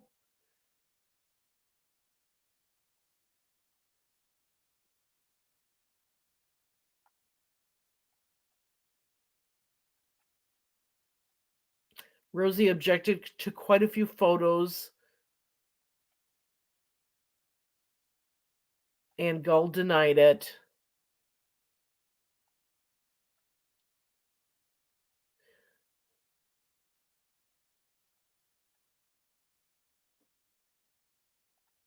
Okay. I think some of the photos on the 15th were at the autopsy, and I think those might be the ones that Rosie had an issue with. Got denied his objection. But she said the forensic pathologist needs to complete foundation, something like she admitted over objection as long as the forensic pathologist completes the foundation, something like that. So basically, whatever OA says, I guess coming up is going to be the forensic pathologist who's going to have to complete the thought about these photos. Latrell said, "Did you go to Deer Creek Bank to look at the clothing?" Yes. Exhibit 78, Deer Creek at the north edge, and there's clothing. So here's some new revelations. Other items in the frame. Yes. There's items in 2 areas of this picture, about 40 feet apart. So a lot of us know about the tie-dyed shirt and sneaker, and one other item are like caught up, but it looked to me like 30 or 40 more feet downstream, very close to the bank, you'll find out what the words bodies almost direct north from Libby's sneaker and the tie-dye shirt said the bodies were almost direct north of that, 50 to 75 feet from the bank. So blue jeans were in the foreground of this photo. Abby's jeans were in Deer Creek, which I don't think we knew about. It was very close behind a limb and vine near the north edge of the creek. Killer put all the clothes in at once in the creek, and the 3 items got stuck, and maybe Abby's jeans and some other stuff got by, but then they got caught up further down the stream. So blue jeans,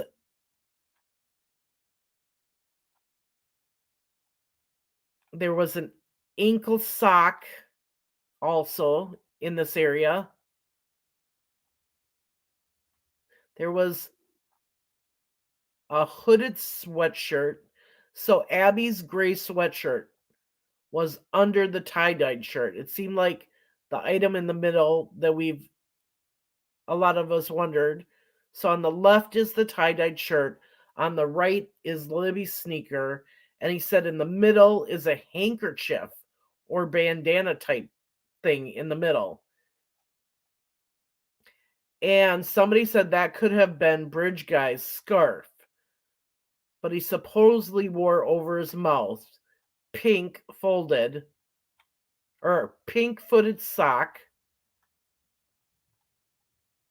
was also found in the creek. Okay, so the bandana is important, you guys, because in the autopsy on Libby, it showed these lines on her face. And the forensic guy said that it was either tape had been placed over it or some kind of cloth. So I wonder if this is where the red bandana came into play, that this was put over her mouth. So they photographed them and put them into evidence bags. The emergency response team and the FBI was holding these items. So there was a close-up photo of the pink sock being held by a member of the ER team. Next up, string top shirt. He described it as camisson. The brand was Faded Glory size large, 10 to 12. To me, it looked like dark gray. So, like, I don't know, like people might say spaghetti straps. Yeah. And there's a logo. It was maybe like pinkish here. It was kind of hard to see, but I mean, I guess it was Abby's.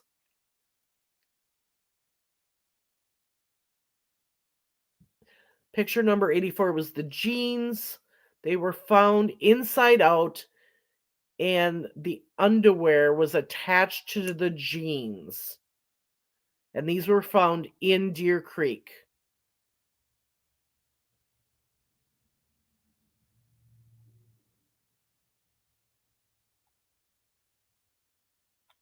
So they were inside out, and there was a pair of underwear attached to them around the knee area. Picture 85 is the tie-dyed shirt, extra large, color, tone brand. It was also inside out. 86, a darker sock that was like black or dark navy. Picture 87 was the handkerchief bandana. It was like gray, a light gray color. 88 was the black Nike sneaker. It was the left sneaker. And the shoelaces were tied. 89 was the hooded sweatshirt.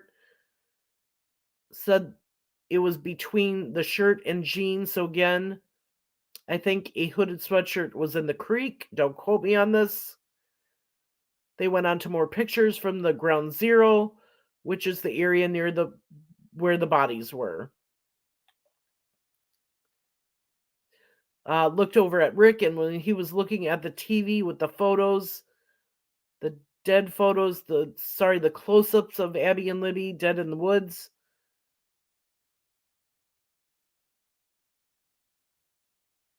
Besides Abby's shoe was a pool of blood. Picture 91 or Exhibit 91. Blood on the ground, sticks, leaves.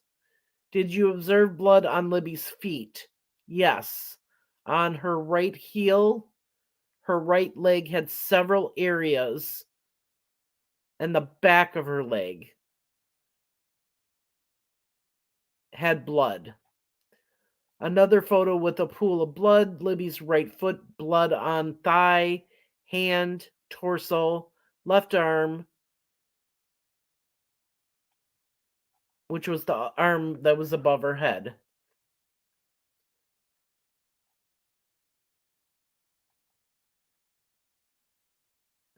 So there was something about the limbs and branches placed over the bodies, transferred some debris into Libby's armpit wounds caused by a sharp-edged instrument. Exhibit 94, several injuries covered by branch, process of looking at one victim. So they worked on Libby's body first, and they documented it, removed her, and then worked on Abby's body. He said hands had evidence, looked closely, and swabbed the items collected. There was an item collected from one of the hands, so he swabbed the hand. The process is to wear gloves. He wears 2 pairs of gloves and took the swab to try to collect touch and transfer DNA and skin cells. So you rub the swab on the skin to try to pick up cells, rub it at a brisk rate. So they have a new package, a new container for each piece of new evidence. They use a paper envelope or bag because plastic is never used. Didn't hear why. So for Libby, the right hand, so they went to the left hand of Libby, same process, focused on wrist, which was an area with less blood. So if you collected blood, like an area from where there's a lot of blood, there's usually a single depositor. It comes from the victim. So you would expect that the victim's DNA would be wherever their blood was. So the suspect DNA gets muted out. Like the area of the body has mostly lies blood. Libby's right thigh blood moved from one side to the other. Blood dripped in a certain way, according to the alternative light source. They looked for biological evidence like saliva, semen. That's when they saw the .40 caliber.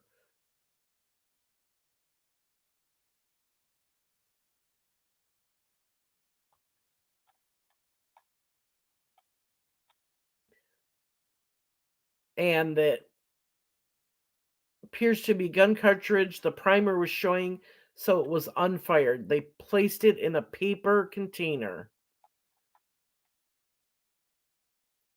How many cartridges did you find? Only one. We searched and no others were found.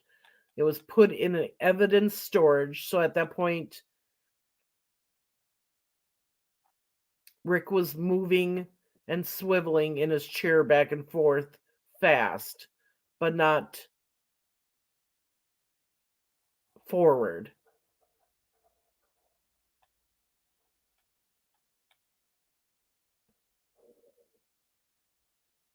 The process of the cartridge. Libby was placed in a body bag and a white sheet, while at ground zero, who had access to ground zero, and until the coroner got there, Yoder and Jen Cody, I can't read that, from Carroll County Sheriff's, but they were on the perimeter 25 to 35 feet from the bodies.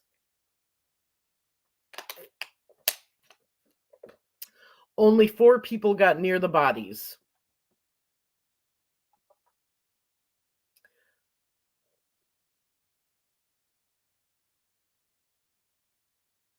So on the backside of Libby, there was areas of blood and dirt. They removed the body, examined the area underneath. Yep, nothing specific was found, and asked about quantity of blood. Brian said a fair amount in one area. Other area had largest amount in like a pool of blood. Something about Abby and stick removed in photo. Something about sweatshirt. It was a close-up of her wound, the sweatshirt, and the injury to her neck.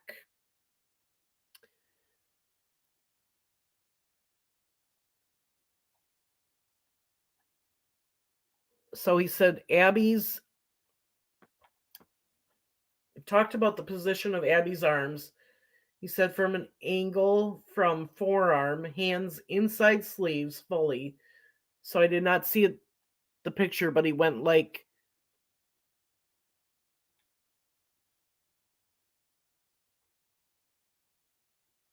I'm not sure what it's almost like his sentence stopped there. Libby's sweatshirt was pulled up totally up to here, so her hands were covered, but at some point, like they did move down the sweatshirt to see if there were any other injuries on her. So they're talking about Libby's sweatshirt being on Abby. She was wearing a Delphi swimming sweatshirt, which was Abby's sweatshirt. Said mud, dirt, debris on her jeans, her skin. They were both cool to the. She was cool to the touch, and that rigor mortis had set in. Abby's jeans were wet.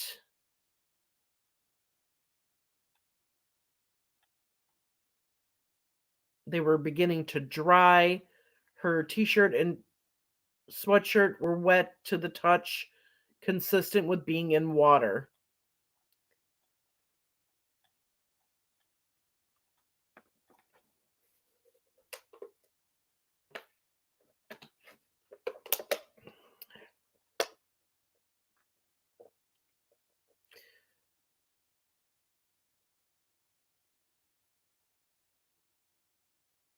So there's another picture of Abby's injury caused by a sharp edge instrument. There was pooling of blood at the left side of Abby's neck.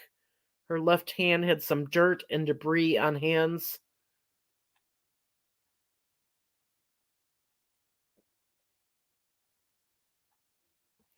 They moved the sweatshirt from her that was over her hands to see if any further evidence on her hands.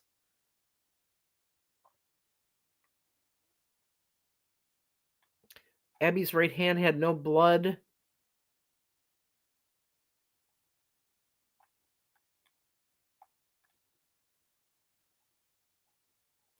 Everything that they found was packaged separately in their own container and sent to the Indiana State Police.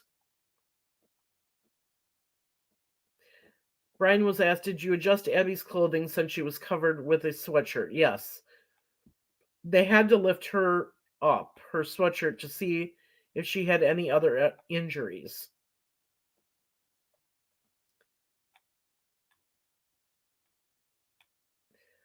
"113 was a photo exposing Abby's torso.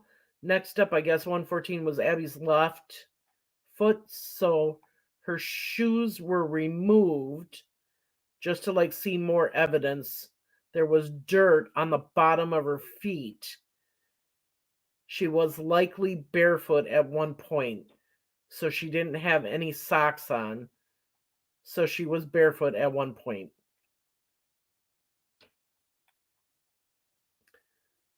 The jeans were too large for Abby. There was dirt and wetness, but some areas were beginning to dry.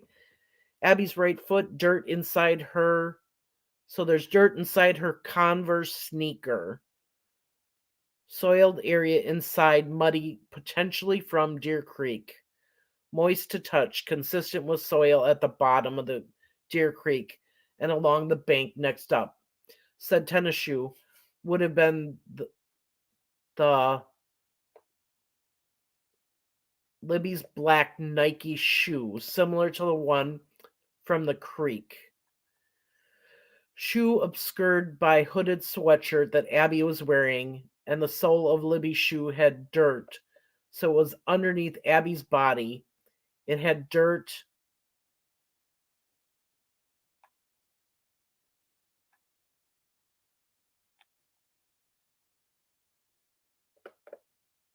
The back of the sweatshirt said German. And it was the it was the Delphi swim sweatshirt.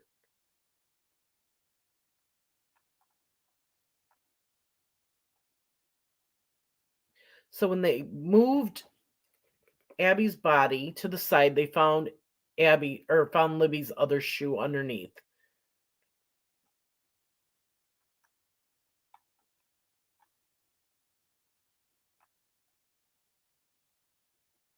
And you could see the white part, which was the bottom part of the sneaker.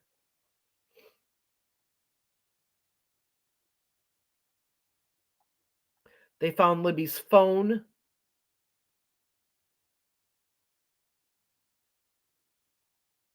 When they lifted up the sneaker, they found the phone.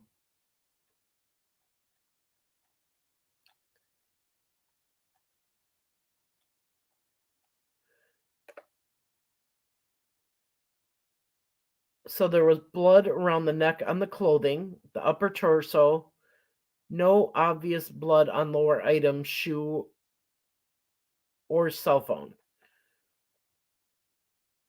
Her cell phone had a purplish case around the phone. It was Harry Potter theme. It said, I don't know what that says. The phone is almost completely covered by the show. I'm not sure.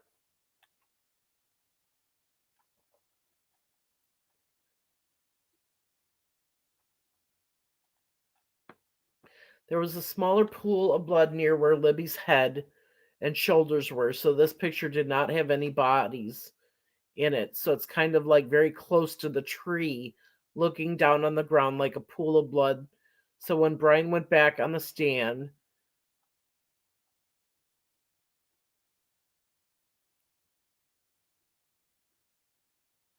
it says half body of Abby transported, yes. Like you said, they would put on a white, bed type sheet. So it was clean for each person and a new body bag zipped. So what he's talking about is they put these new sheets in the bottom of the body bag and put the bodies on that. That way they could collect anything that may have fallen off.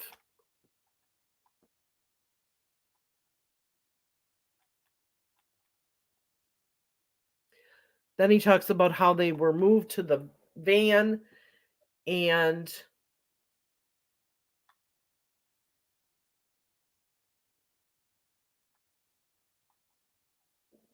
taken to get an autopsy completed.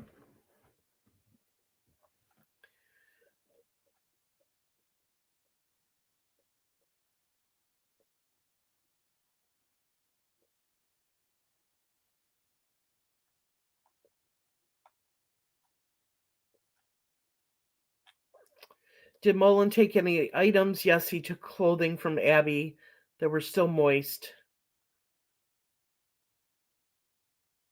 Some other sergeant took the clothes from the creek.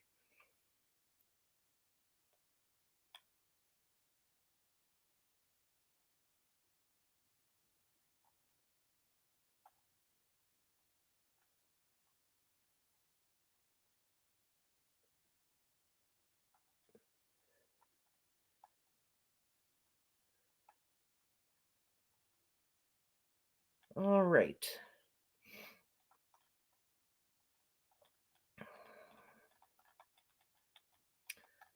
Let me go and make sure that the clothes are dry. And then we are going to start on day 4.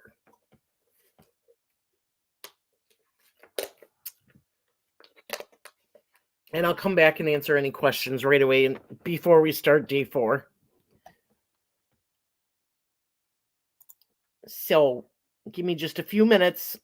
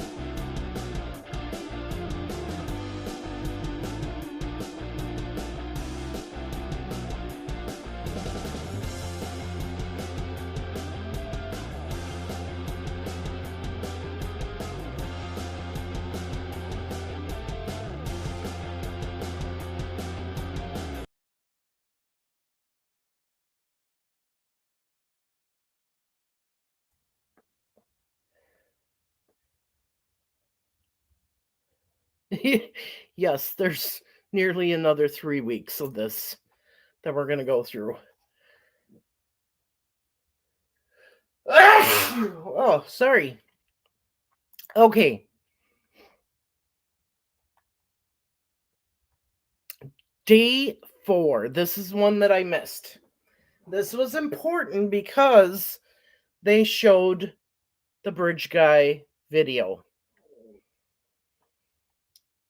We're here to tell you that now I got to see another video the next day, but I'm here to tell you that we've waited 7 years for this moment.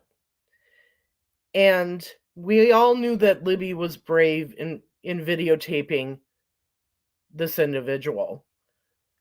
But to see what she actually did to get this videotape, where she filmed her own abduction, hoping that someone would catch this individual, and then to know that they had been brutally murdered within minutes after that, is crazy. This was a heinous crime, and it's sad because you guys have to depend on us to find out what's going on in this trial. There's so much things that are happening. The media is just giving you the hot spots. We're trying to break it down and tell you what all was said and everything. So we're not allowed to bring any cell phones in. There's no tweeting updates as it goes along. We've got to do this pen and paper, take notes, try to read our writing because it's going so fast. So we're just trying to do the best we can. We know that after seeing this video that Libby was very brave. And if she hadn't gotten this video the way that she did, this case may have never been solved.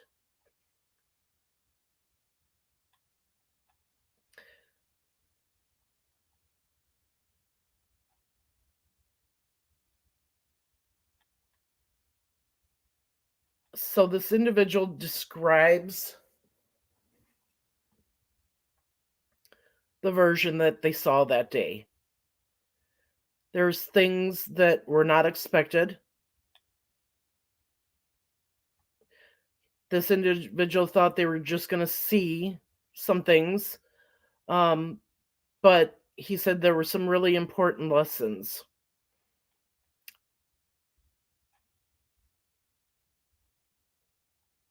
Okay.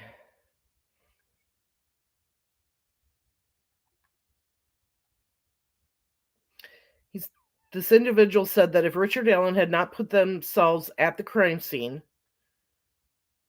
these state witnesses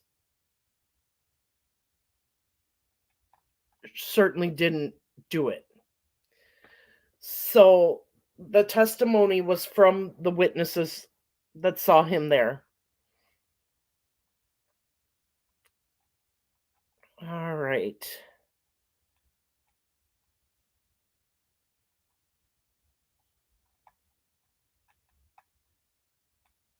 I'm just trying to get through these notes. So 1 second.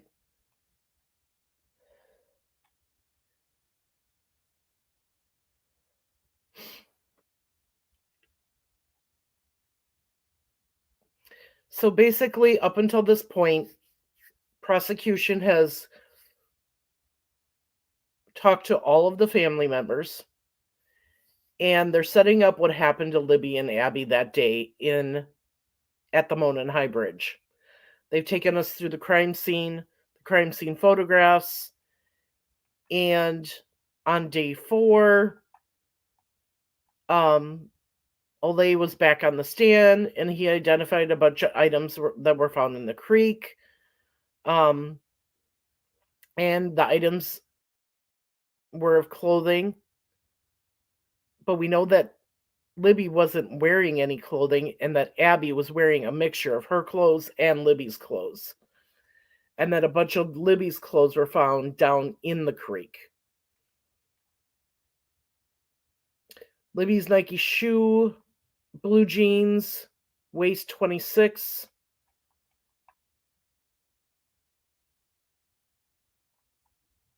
And this was important because this is how they knew that Abby was wearing Libby's jeans.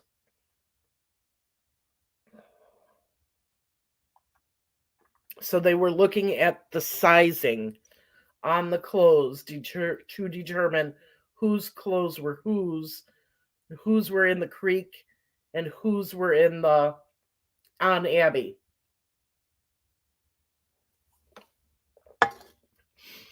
And it clearly says the jeans were probably Libby's. They didn't fit her.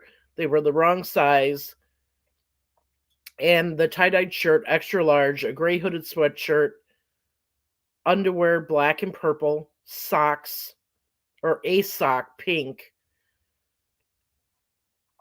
and a black faded glory t-shirt, or shirt, large, came from the creek. So all of this was cataloged and bagged for evidence. The Converse tennis shoes that Abby wore were all sent for evidence. Libby was barefoot. And she had no clothing on.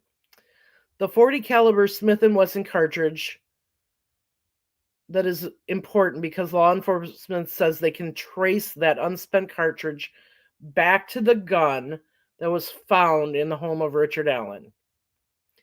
They say they could connect the two, and then stranded material, there was a good bit of it, and we don't know exactly what that is. We know there's a hair that's being analyzed and tested right now to see who it belongs to and if it came to Libby's.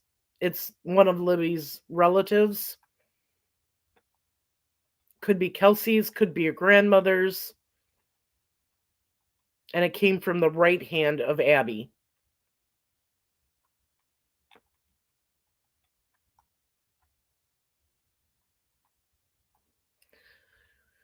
So I can tell you that swabs were taken throughout the bodies.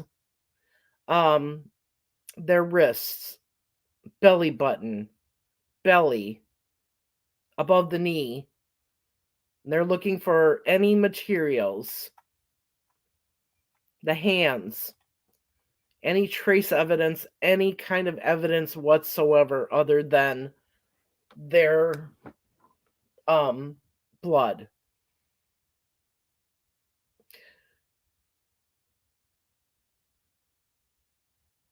So, in addition to that, they're looking for any kind of signs of a struggle or a scuffle. Any kind of signs that there was a fight between the victim and the person to do this. Because they're looking for any hair, DNA, anything underneath their fingernails.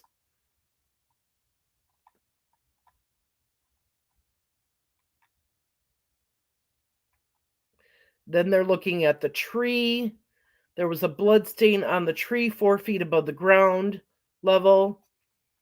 That's really important because the defense says this was a rune painted on the tree.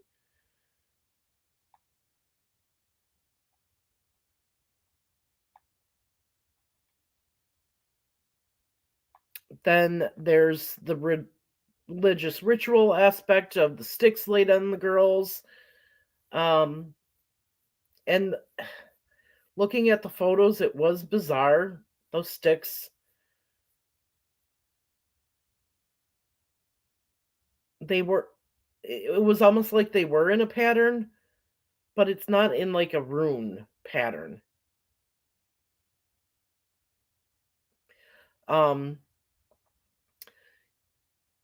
There was, in addition, they say that the blood from Libby had been painted on a tree in the shape of something like an F.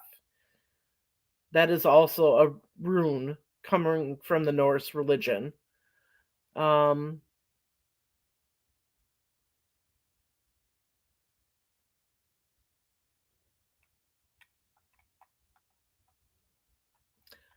to the prosecution, they're going to argue that the blood on there was something from her hands, that she touched the tree in multiple places, and that's how the blood got on there. That's not somebody painted an F on the tree.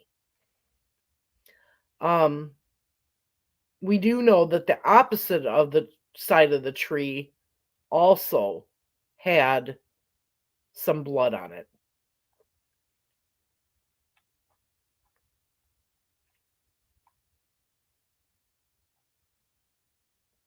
We know that a black Nike shoe was found under Abby's body, and the other shoe was found in the creek. Both of them belonged to Libby. There was a swab from there was all kinds of swabs from the ground, and also for between the tree, not just on the tree, but at the foot of the tree, there was a red stain below the head of Abigail. Swabs were taken from that, from the index finger, the pinky finger of Libby, and from the cell phone.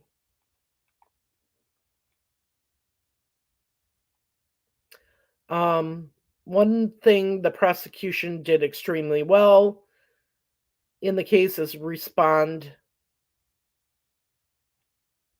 to the things that the jury asked. The jury's allowed to ask questions after a witness finishes testifying, and the jury was very concerned about chain of custody and if they were getting the real story and the real evidence. So they went into detail about the chain of command for evidence, how it was collected, how it was packaged, how it was preserved. And that was really smart because of the jury's questions. You could tell that was something they were concerned about. As I said, there was swabs from all areas of the bodies, thighs, breasts, hands, and those were collected.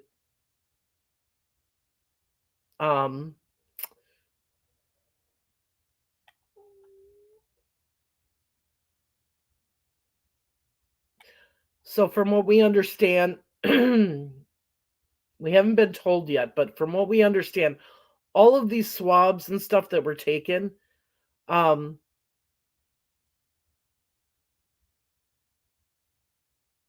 negative, that there was nothing found, no SA against Libby or Abby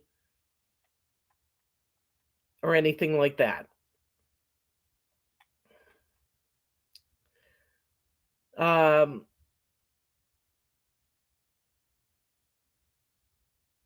Trace fiber from the upper left arm of Abigail, black hooded sweatshirt on Abby, with the word German on the back. Jeans being too big for Abby.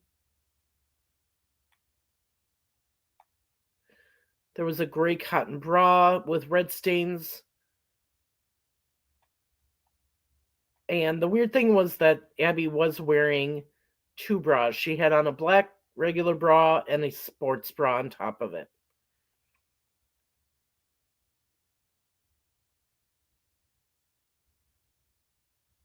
And they're indicating that Libby's bra was the sports bra, which is on top of the black bra. They didn't swab under the fingernails and they didn't clip the fingernails. There was no mention of that because there's such a common place that law enforcement looks when there's been an assault.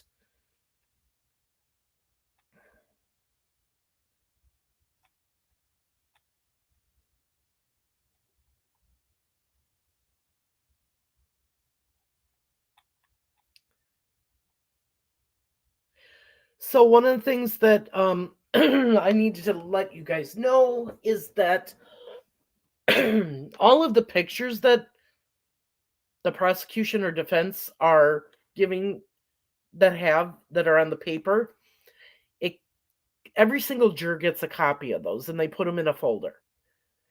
And they're collecting them. And then when they go in and deliberate, they're able to have all of this evidence in front of them and they can see it. The people in the audience can't see them most of the time. I mean, they'll hold it up, but we have a very hard time seeing it.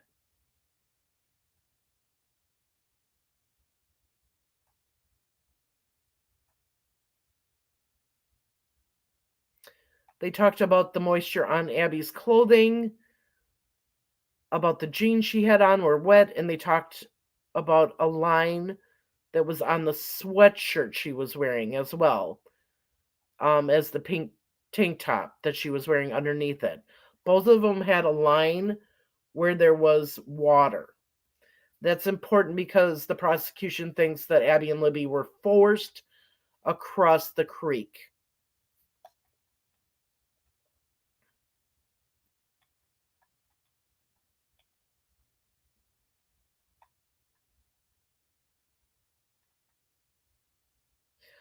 Um,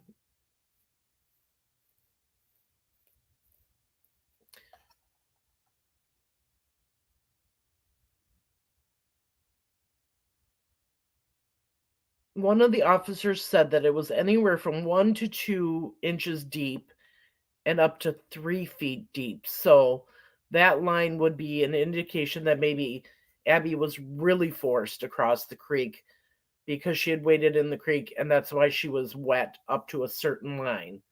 Or she could have partially fallen.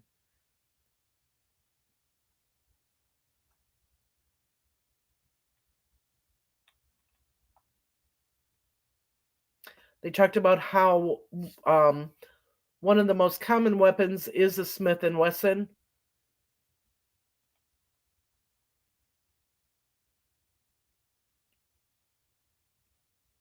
They talked about some of the law enforcement witnesses are hostile to the defense.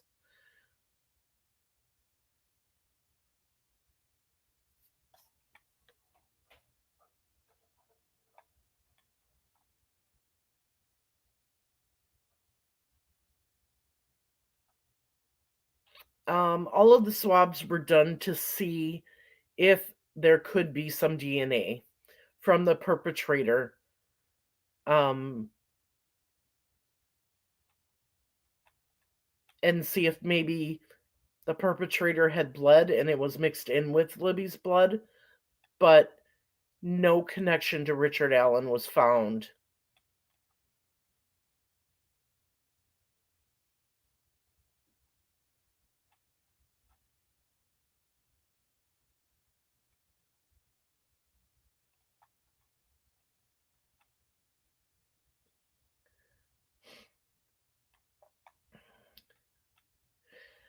Okay, so Bree came up and she was one of the young girls that saw Richard Allen on the trail, or saw BG on the trail that day.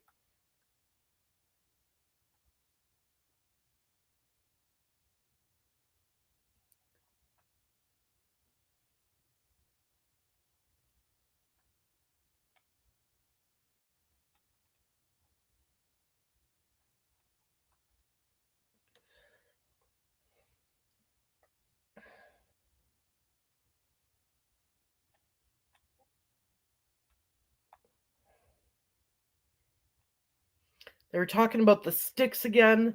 And if the state's theory is that the sticks were put on the girls to conceal them. And there were 2 sticks on Libby and 3 on Abby. So it really wouldn't make any sense to put the sticks on them to conceal them.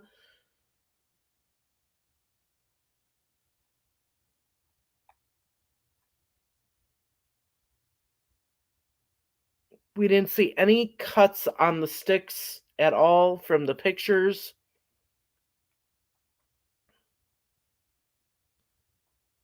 The defense is claiming that the sticks were put on there in the shapes of runes, and that their placement had meaning.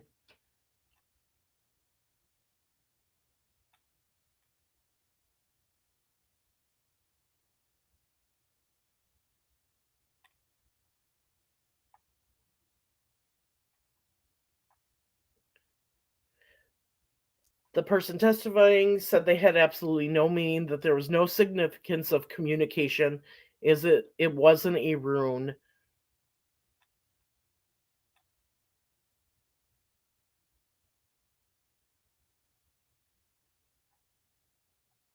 All right.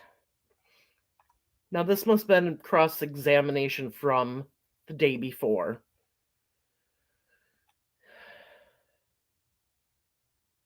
He said he was not able to determine the location where the exchange of clothing occurred. He couldn't figure it out. Either he mentioned one large stick had an indentation, and then he thought it had been moved from near the body. Okay, so this is Olay being cross-examined. Okay.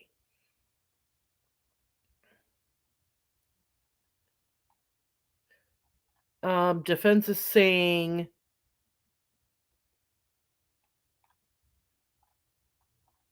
defense obviously wants a point of that to say that this was a shoddy, incomplete investigation, and that they fingered Richard Allen without really bothering to see whether other people might have been involved.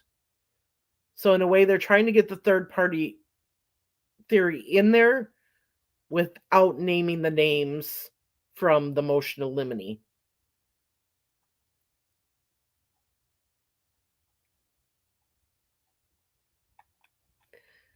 So the defense is attacking the fact that they didn't hire a blood spatter expert and have them out there.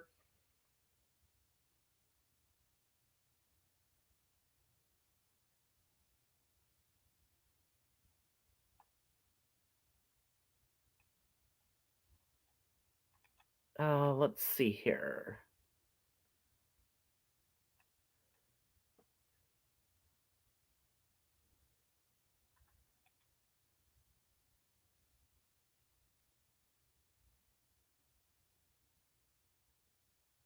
They're showing video again of Logan's home, and how you would go towards the Freedom Bridge. That's the direction of the flow of the creek, so the bodies and the clothing were on opposite side, although the clothing was in the creek, so it wasn't like it was on the shore. And so one of the things, the girls were forced down the Monon High Bridge and then across the creek.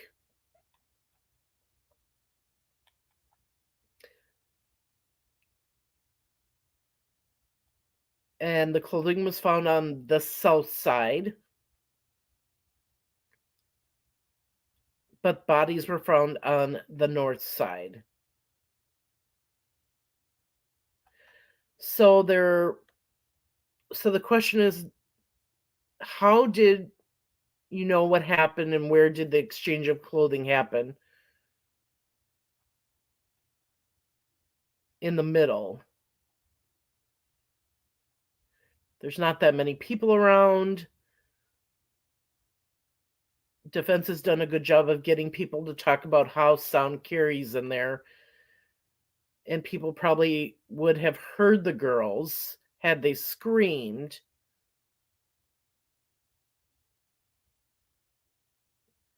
So how did this happen? How exactly did the clothing get in the creek and the bodies up on the hill? And one of the things that the defense said, well, did you locate a spot where the girls came on the south side? Who knows how the clothing happened? They moved to the north side, and then they had to go up to the spot where the bodies were found. And did you find a spot where one or more individuals climbed up on the north shore? And the witness had to say no. He didn't find that.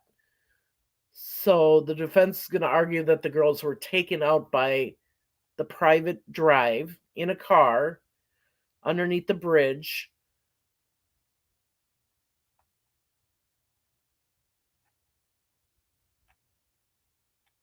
And they were brought back in the morning.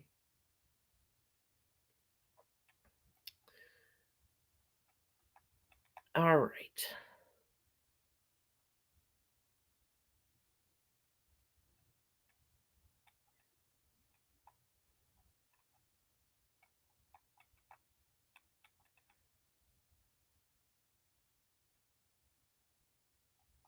Now they're talking about the gun evidence.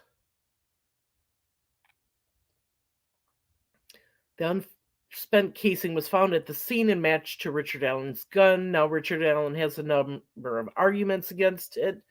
One he wants to make is that the whole concept that you can match an unspent casing to a particular gun is nonsense. And that's coming from the defense team. Witness may or may not be allowed to testify. Judge Gull has under advisement, and I don't think she's ruled yet on that one. Well, she has now, and she said that the defense's expert, that is an expert in metal, cannot testify because he did not do any testing with recycling the bullet or firing the bullet or anything like that.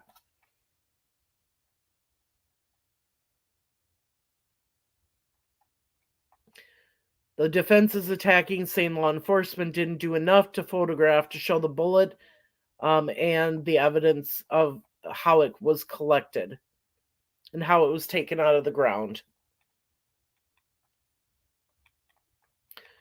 So from this, I mean, we can see what the defense is up to as far as the questioning on all this. And they're saying that shoddy work was done and that things weren't done in a precise manner.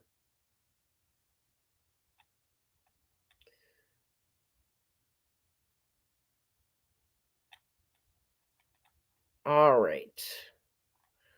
Let me see if I can get to... Okay, next witness. Trooper Brian Bunner, ISP for 20 years, Indiana State Police, oversees the digital forensic program. He uses Celebrate to extract data from Libby's phone and got a video. And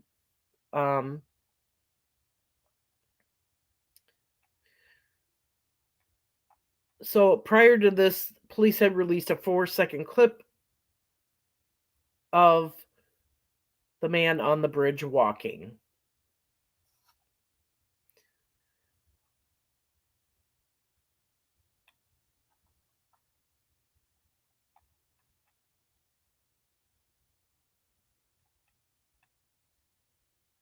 So they said first they released the audio. It's not very loud.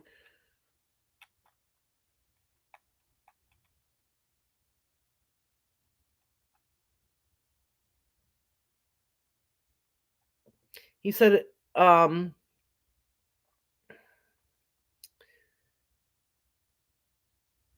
they heard the whole video and it was more important and less impactful to the case at the same time.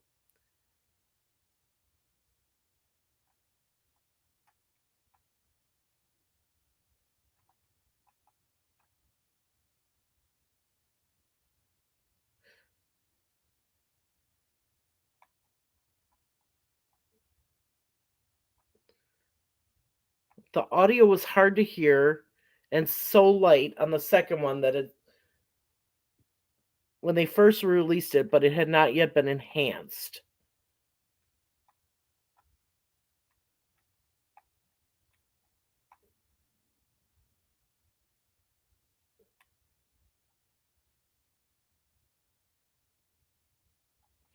Okay, so then this person starts describing the video. So this individual says that it appears that somebody is trying to film without letting the people know that they're trying to film them. So there's a lot of movement where the phone flips up and you can see the bridge real quick, and then it comes back down. And a lot of times they couldn't even see the man on the bridge. So then what happens is the phone comes back up, it's turned to the side, and you can see a man comes up behind Abby. And they're coming towards Libby. There's a high-pitched, sort of nervous-sounding girlish voice. And the one thing you could hear clearly on it was some whimpering from a girl. And then there's no path for me to go. So that's where they say law enforcement believes that the girls were being ordered down the hill. And when you hear the first clip with the audio, with the enhanced audio, it says down the hill later. And law enforcement released yet another piece that seems to say guys down the hill.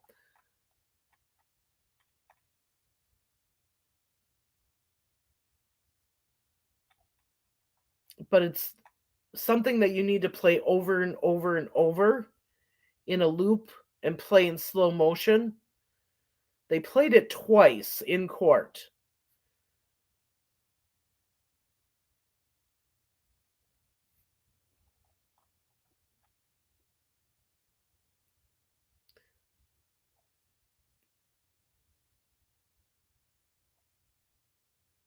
You can't just play evidence. You can't just put evidence out over and over again at trial, because that becomes too much of an emphasis on it, and the jury should just accept it for what it is, but should think if they've given any kind of video equipment back in the jury room that they would play that over and over and over again to see what they can hear and see.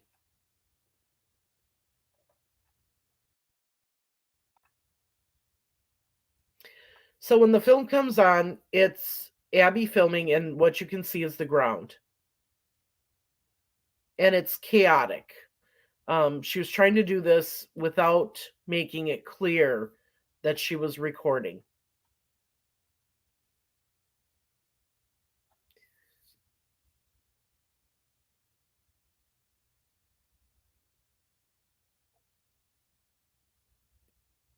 Now, the defense is saying that you can't even be sure the words are spoken by Bridge Guy.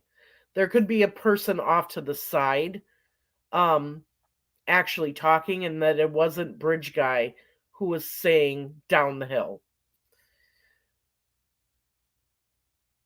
And that it could have been somebody that came up from the private drive and was standing off to the side saying this.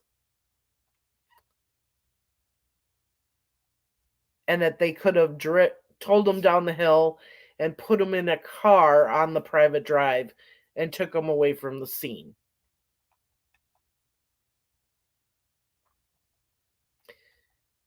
And instead, Libby got the best of him and thought, well, I'm gonna videotape this so that everybody can at least see and hear what happened.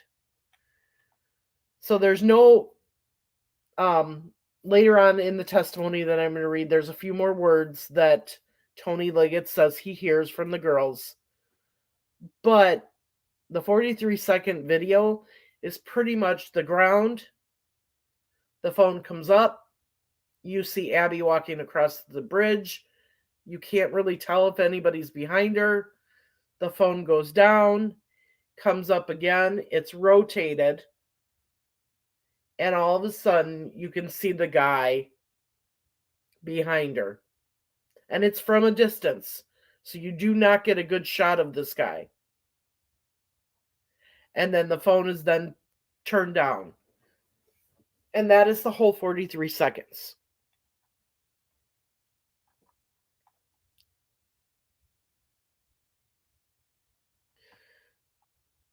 So they're saying that you can hear a voice saying something like, there's no path for me to go to. We're going to have to go down the hill or down here.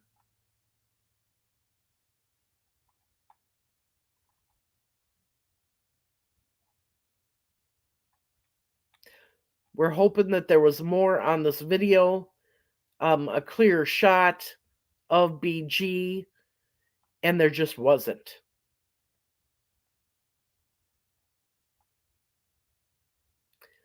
But it's important to know that Libby tried to get as much evidence as she could in this video to help law enforcement know what happened.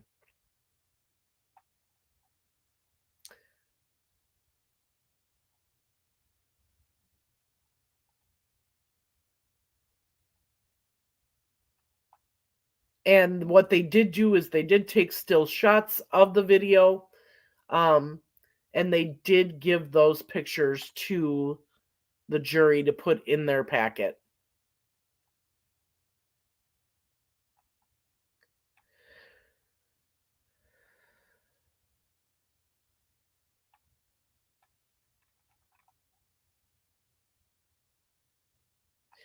And one of the things that is kind of odd is they kept doing new extractions to Libby's phone.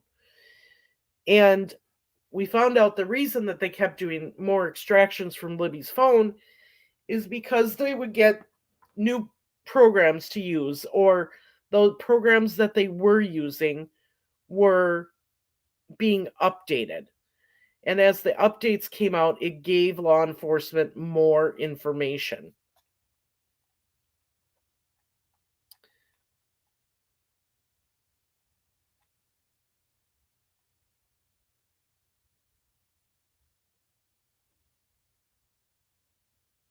Okay.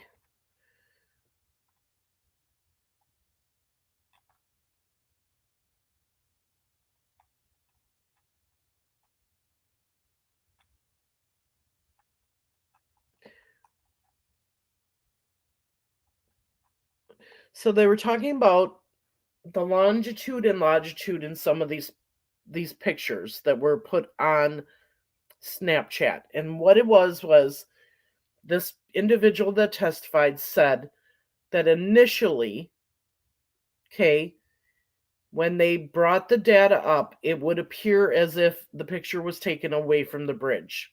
And 4 seconds later, all of a sudden, it would zone into the actual spot and show that this was on the bridge. And so that confused a lot of people because people were like, well, they weren't even at the bridge that day.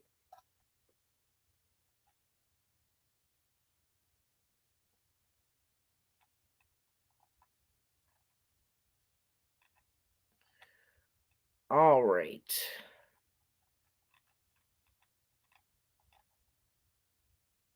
I am trying to find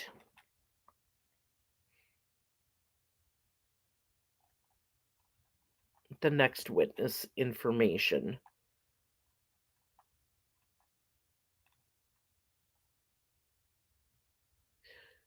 So after lunch, Jeremy Chapman testified. He's an Indiana State Police assistant administrator and AV technician. He's the guy who enhanced the video using some programs he found. 3 frames, as I mentioned earlier, he could enhance. He found one audio clip that he enhanced. That was the only one he enhanced, was the male voice at the end.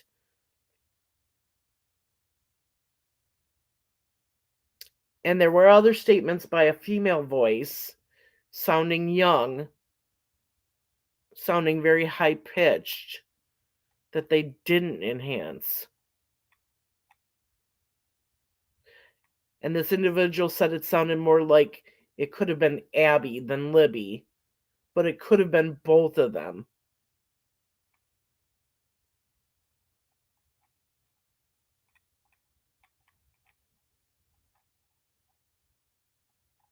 Okay.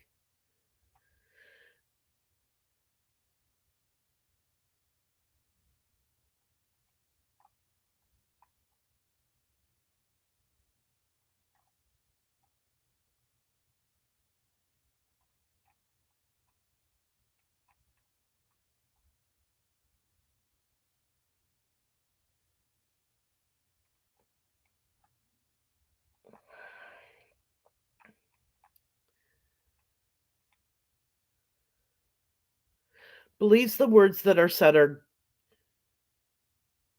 down the hill. There was an objection. The prosecutor asked him, "What do you believe the male is saying?" 100% objectional. I think I couldn't believe that was allowed. The objection was unduly suggestive and okay.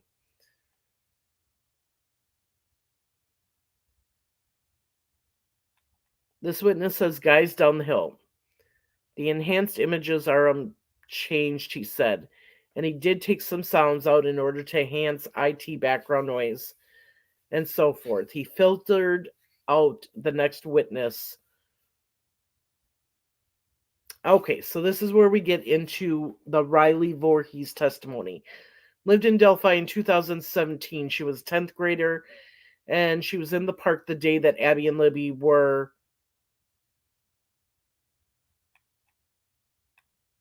there. They were 8th graders and were friends of hers on social media. They knew of each other, and she personally went every day to the trails. That particular day, she went with her two of her sisters and Brianna Wilson. They saw a person. She remembered the person that day when they were almost to Freedom Bridge.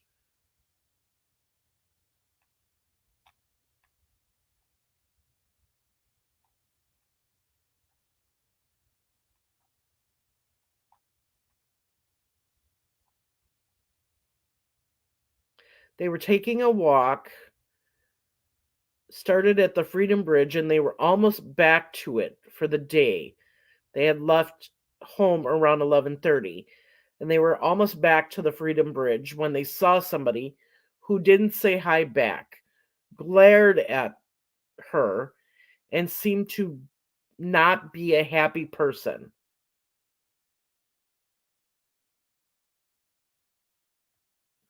This young girl found it unsettling and said to her friends, "He seems to be unhappy."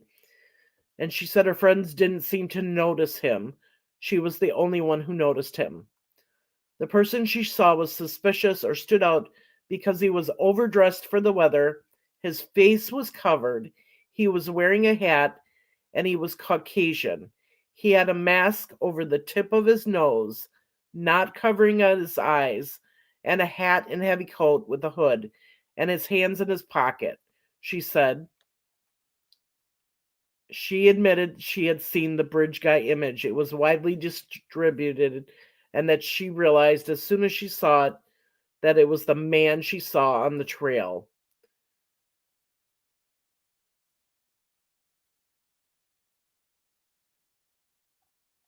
She said that she had to be home by 2:30. She had to be at her friend Bree's so she was at her friend Bree's house dropping Bree off by 2:20 so she could be home by 2:30.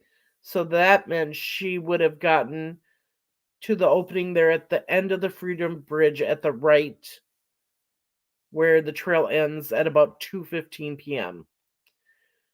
She said so the man had to have been there before that, and whether he was leaving or not, that may be debated. He was in all this, and what she said in her statement, he was in all black. She said he seemed dark, maybe because of his unhappy behavior. She told Steve Mullins, law enforcement, one of the lead detectives, that he was the man and he was wearing black, hooded pants, a mask, and a face covered by black cloth. And the defense pointed out that she could see the man from here to here, so that it's not exactly a great way to identify somebody when all you can see of them is just the upper part of the nose and the eyebrows and the eyes. So in 2017, she gave a statement to law enforcement, and the defense went through this, in which she said the person she had seen was in his early 20s or 30s, was a bigger build and muscular, and had dirty blonde hair sticking out of the hood that was curly. That is kind of, if you were to put Richard Allen on one end of the spectrum and that person on the other, they are way miles apart. Richard Allen is small, about 5'5". He's not muscular. He has dark hair, and it's totally shaved. At the time, he had a beard, and according to the statement that she made, he had curly brown, curly hair, brown eyes, wrinkly face, and a square jaw. Then in 2021 statement, she talked about different things. She even stated she thinks her memory has been affected by what she has seen. It was inconsistent, her testimony. It just really didn't make a lot of sense. She said she saw the bridge guy at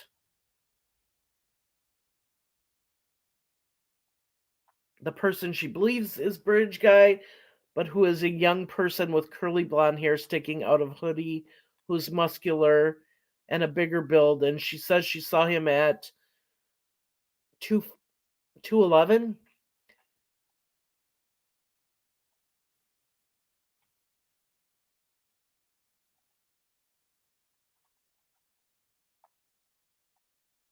So the defense was attacking her, stating that she was describing somebody that didn't even look like bridge guy and Richard Allen.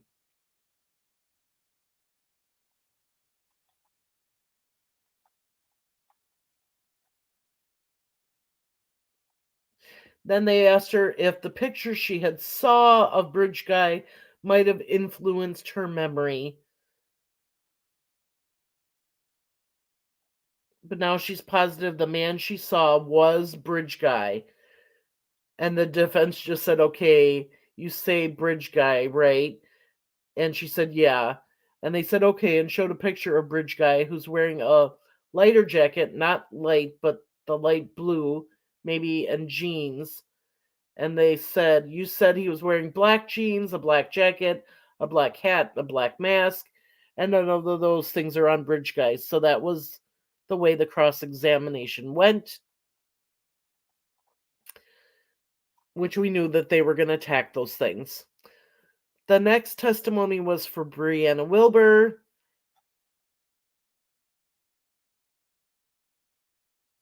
Voorhees had talked about at 12:43 taking a picture of the high bridge, and then at 9:59 at 1:26 on their way back taking a picture next to one of the benches.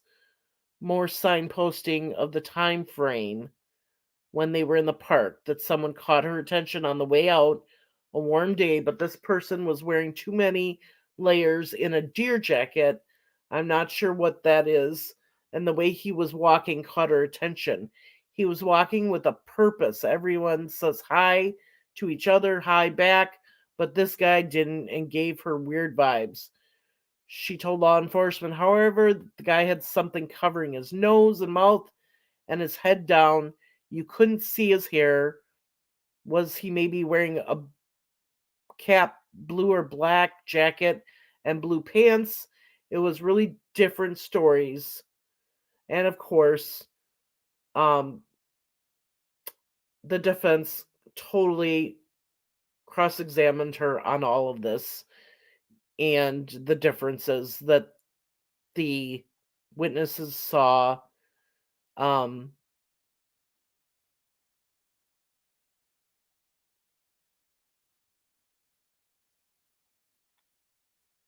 said that the what she said is that the guy was taller and more muscular. Once again, attacking what they saw.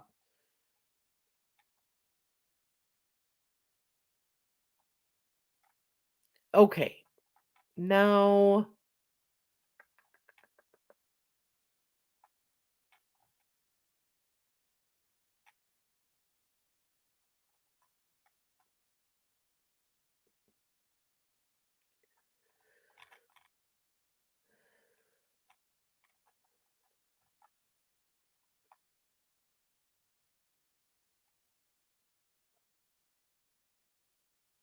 okay, so then we get to Betsy Blair. Said she had seen a man on the bridge and she saw two girls, Abby and Libby. She found out they were later, that she didn't know them at the time.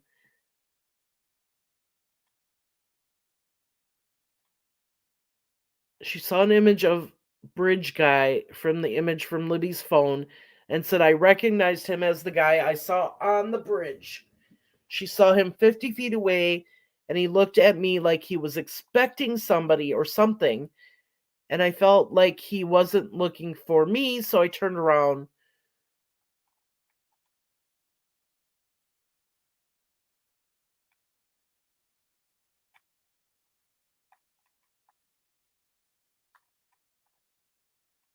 Now, this is important to the defense because the defense is stating that they believe the girls were meeting someone at the park, and maybe that person abducted them at this point. She said she'd already mentioned sketch once in the direct examination, and now they asked you to identify the person, and it was hard, right? This was her first mention in the prosecution asked that she said, yeah, they asked me to do a sketch. This is a huge issue for both sides because the prosecution asked that the sketches be thrown out, and the judge agreed with it. Um,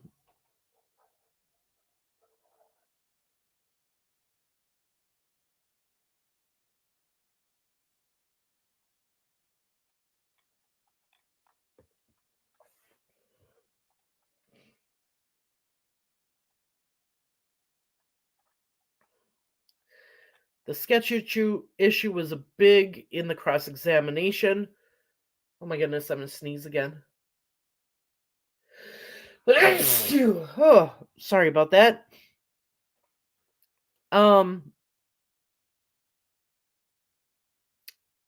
They attacked the fact that she said he was in his 20s or 30s and had brown poofy hair and had seen more of a boyish looking person in appearance, that he was average height, he didn't seem short, he had no facial hair, didn't see a hat on him. So you could see they're just all contradictory with each other. And the defense attacked all of those contradictions.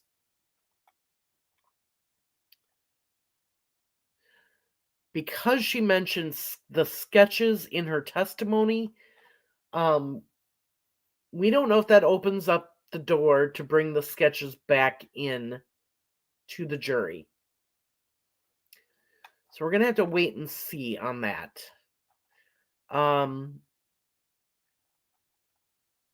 Because the defense did ask to let, in a sidebar, to let that sketch information in now because it opened the door.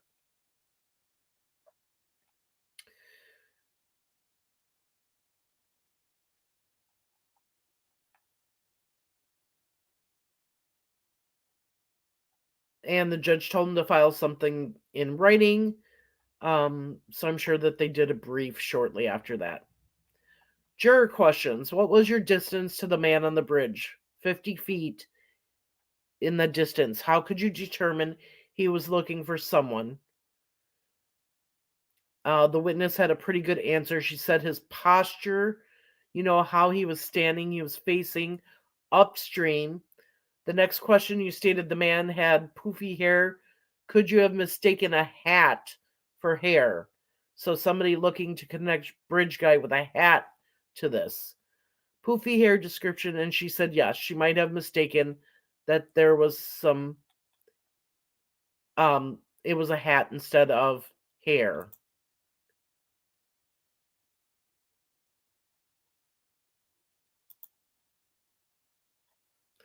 One second. Okay.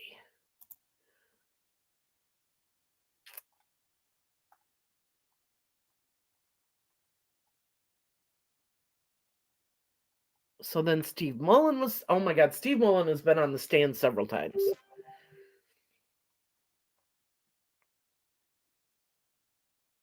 So he was reviewing the video from the Hoosier Harvest store on the 14th.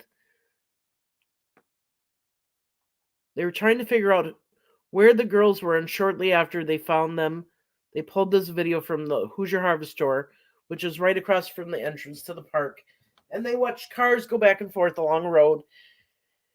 They run along the side of the park. They found numerous people who matched with their descriptions, or they were able to pinpoint time. So, for example, he talked about finding Betsy Blair's vehicle, Kelsey German's, and what time they either went by or about when the girls had been dropped off. And he could see Sarah Carborough's car driving by.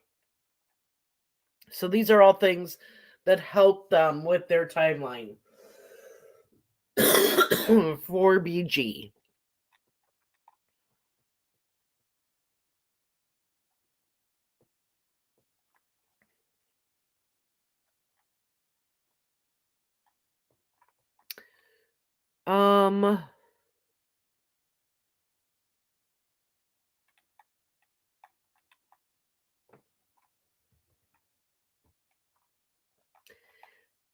And that was the end of the testimony for the day. So, day 4 was all about finishing talking about the crime scene.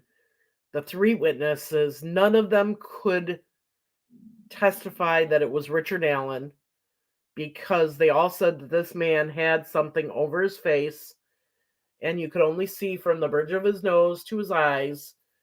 So therefore, they could not say that it was Richard Allen.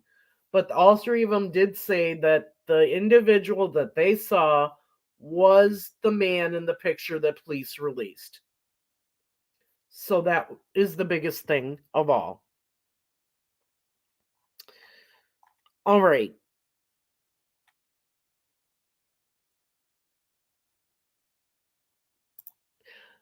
The jurors were the people testifying were looking at the attorney, the jury, and some did glance down at Richard Allen.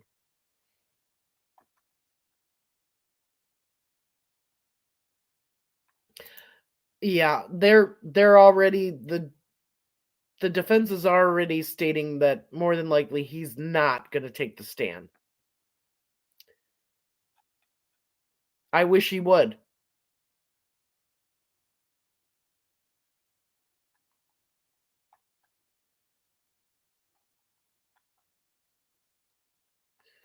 Yeah, I don't think they're going to let him testify.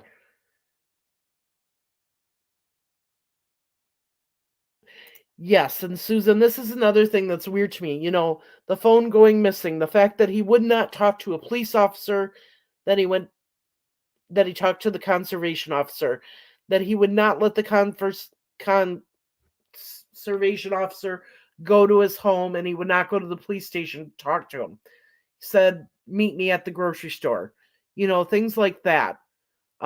changing the times that he was at the Monon High Bridge Trail.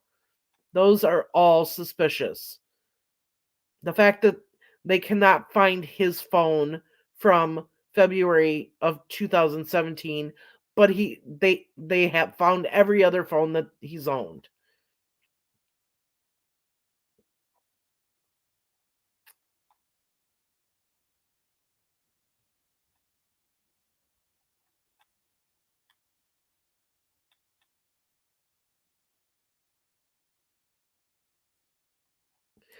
The bridge is very uneven.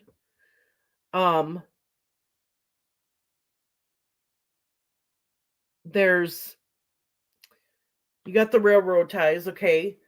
There's sections that are gone from the railroad ties, so that when you step on them, you go down further. Some of them are warped, so you're up higher. Yeah, it would be a real hard to get a height, I think, on the person on the bridge. And you got to remember the video is from further away, so the further away the person is, it is going to make them look taller.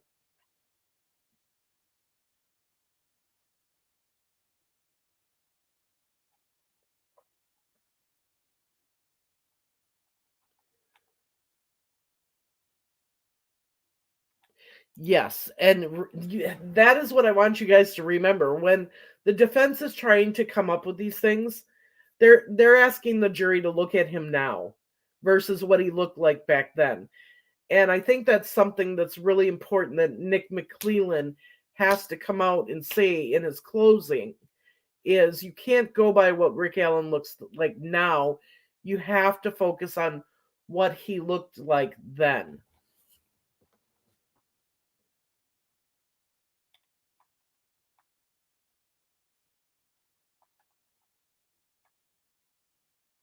Bridge was very scary.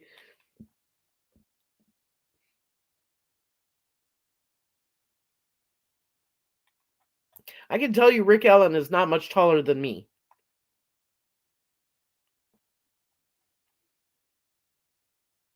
And the layered clothing would make you look more muscular, yes.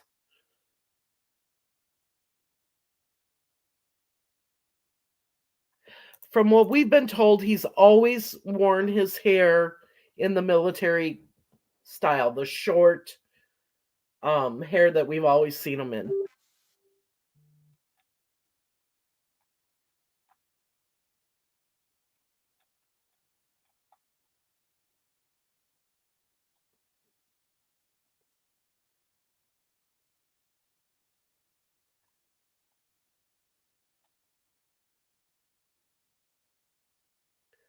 Yes, that is who I was talking about.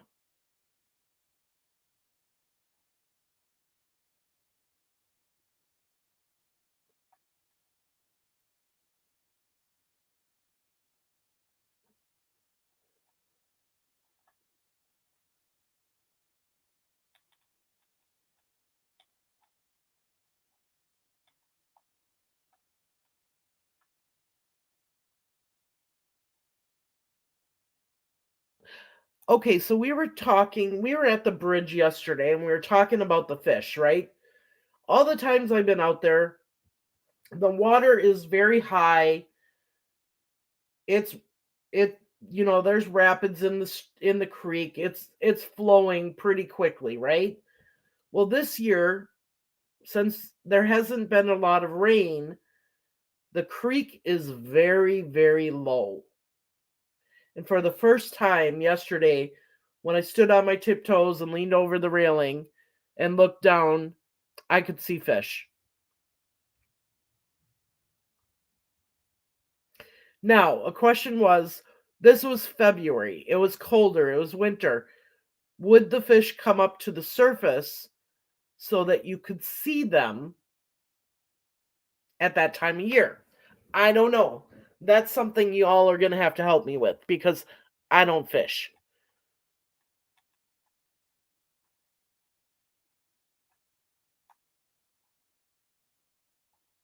Yeah, but he this is how he likes to have his hair is short. But if you look at the pictures in 2017, he did have longer hair.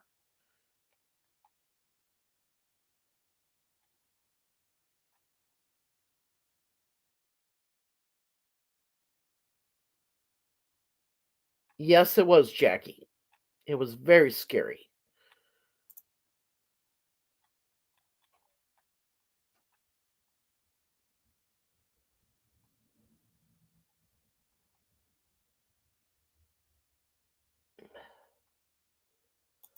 All right, apparently I missed a comment. I don't know where it is. I gotta find it.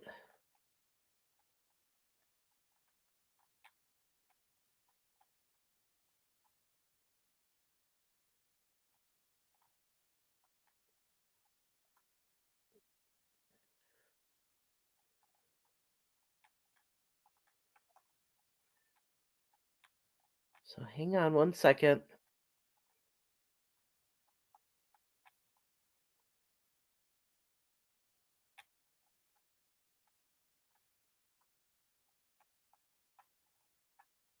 Queen of Ocean, you're gonna have to put your comment back in the chat now because I can't find where it was.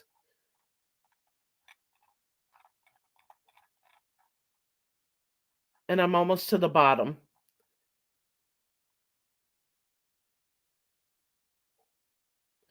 Honey, you can't even see his mouth on the video.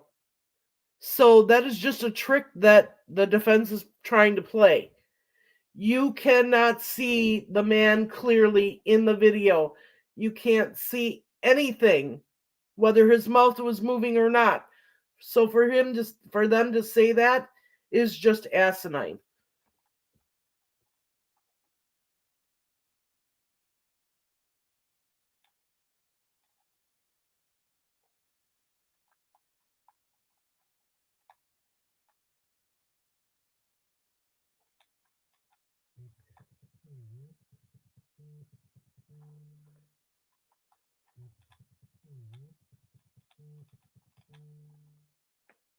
Okay, so Queen of Ocean, if you are still in here,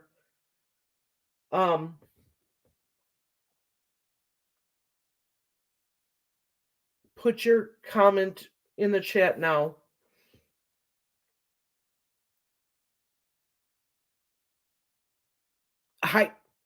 There's no way, Susan, that you can tell any of that. Even enhanced. He's so far away you cannot see him turn and spit or anything.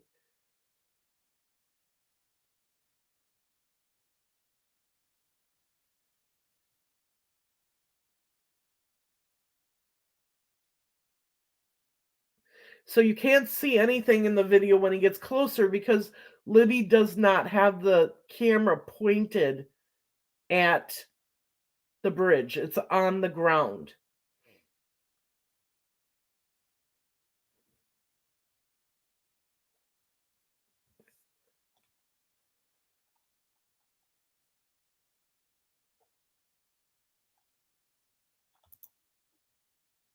No, I didn't say your comment is gone. I just couldn't find it. I don't have time to go on and watch somebody else right now. Pretty much it's 6:40. I wanted to do another live tonight. I'm not going to be able to do that. I've got to eat something and lay down for a few hours, and then I have to get up and go stand in line at the courthouse to be able to get in tomorrow.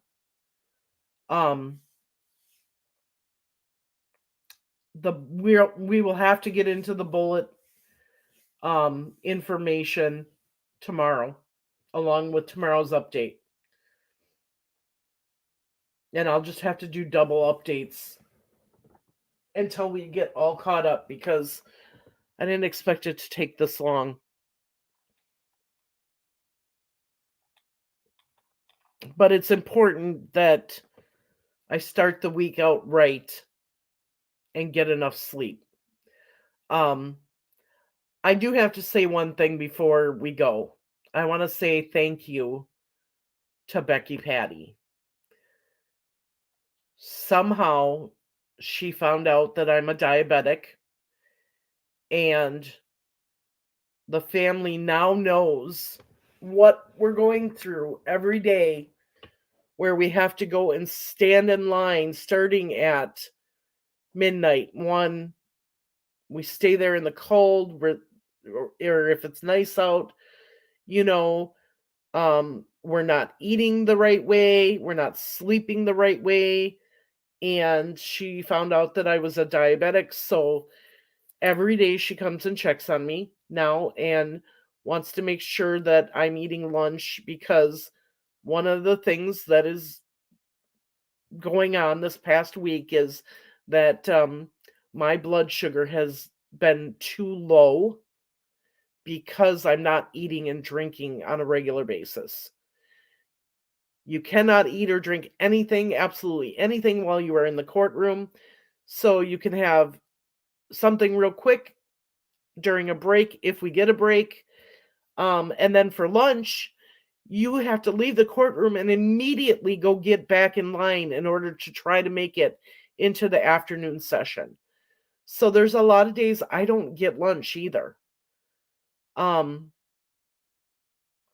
And she found this out, so she's been keeping an eye on me. Yesterday morning, she brought in a bunch of slices of banana bread that Derek made sure I got a piece of it. She gave me a bunch of little chocolate candy bars to hold with me at all times in case my blood sugar goes too low and I have to eat a candy bar. So, I'm doing the best that I can getting everything out to you guys, but at the same time, I have to make sure I stay healthy enough to do that. So tomorrow starts a new week. I will make sure that I do live streams every night to give you the information of what happened that day in court. If I'm not able to make it into a session, I'm just going to have you go watch another creator that was there that I trust took great notes. So, for those of you that are asking for the bullet information, there are 3 individuals in my recommended list on the YouTube page that I have put in there. 1 is Andrea Burkhart, 2 is Tom Webster, and 3 is Lawyer Lee. Go watch their day 8. It'll tell you all about the bullet information, because I was not there that day. That was the 8-year anniversary of my mom's passing, and that morning I found out my aunt had passed away, so I was not in court that day. So go watch their coverage to catch up on the week. We're going to start fresh tomorrow. Like I said, I leave courtroom, I come here, I'm going to do a live. I might sleep an hour and a half, if that, and then turn around and go right back to the courthouse. So we'll see how it goes. But thank you for your support. Thank you for your likes and your comments in the chat and underneath the videos. And thank you for those of you who have donated money for supplies that I need while I'm here. I really, really appreciate it. You have a good night, and I'll see you tomorrow.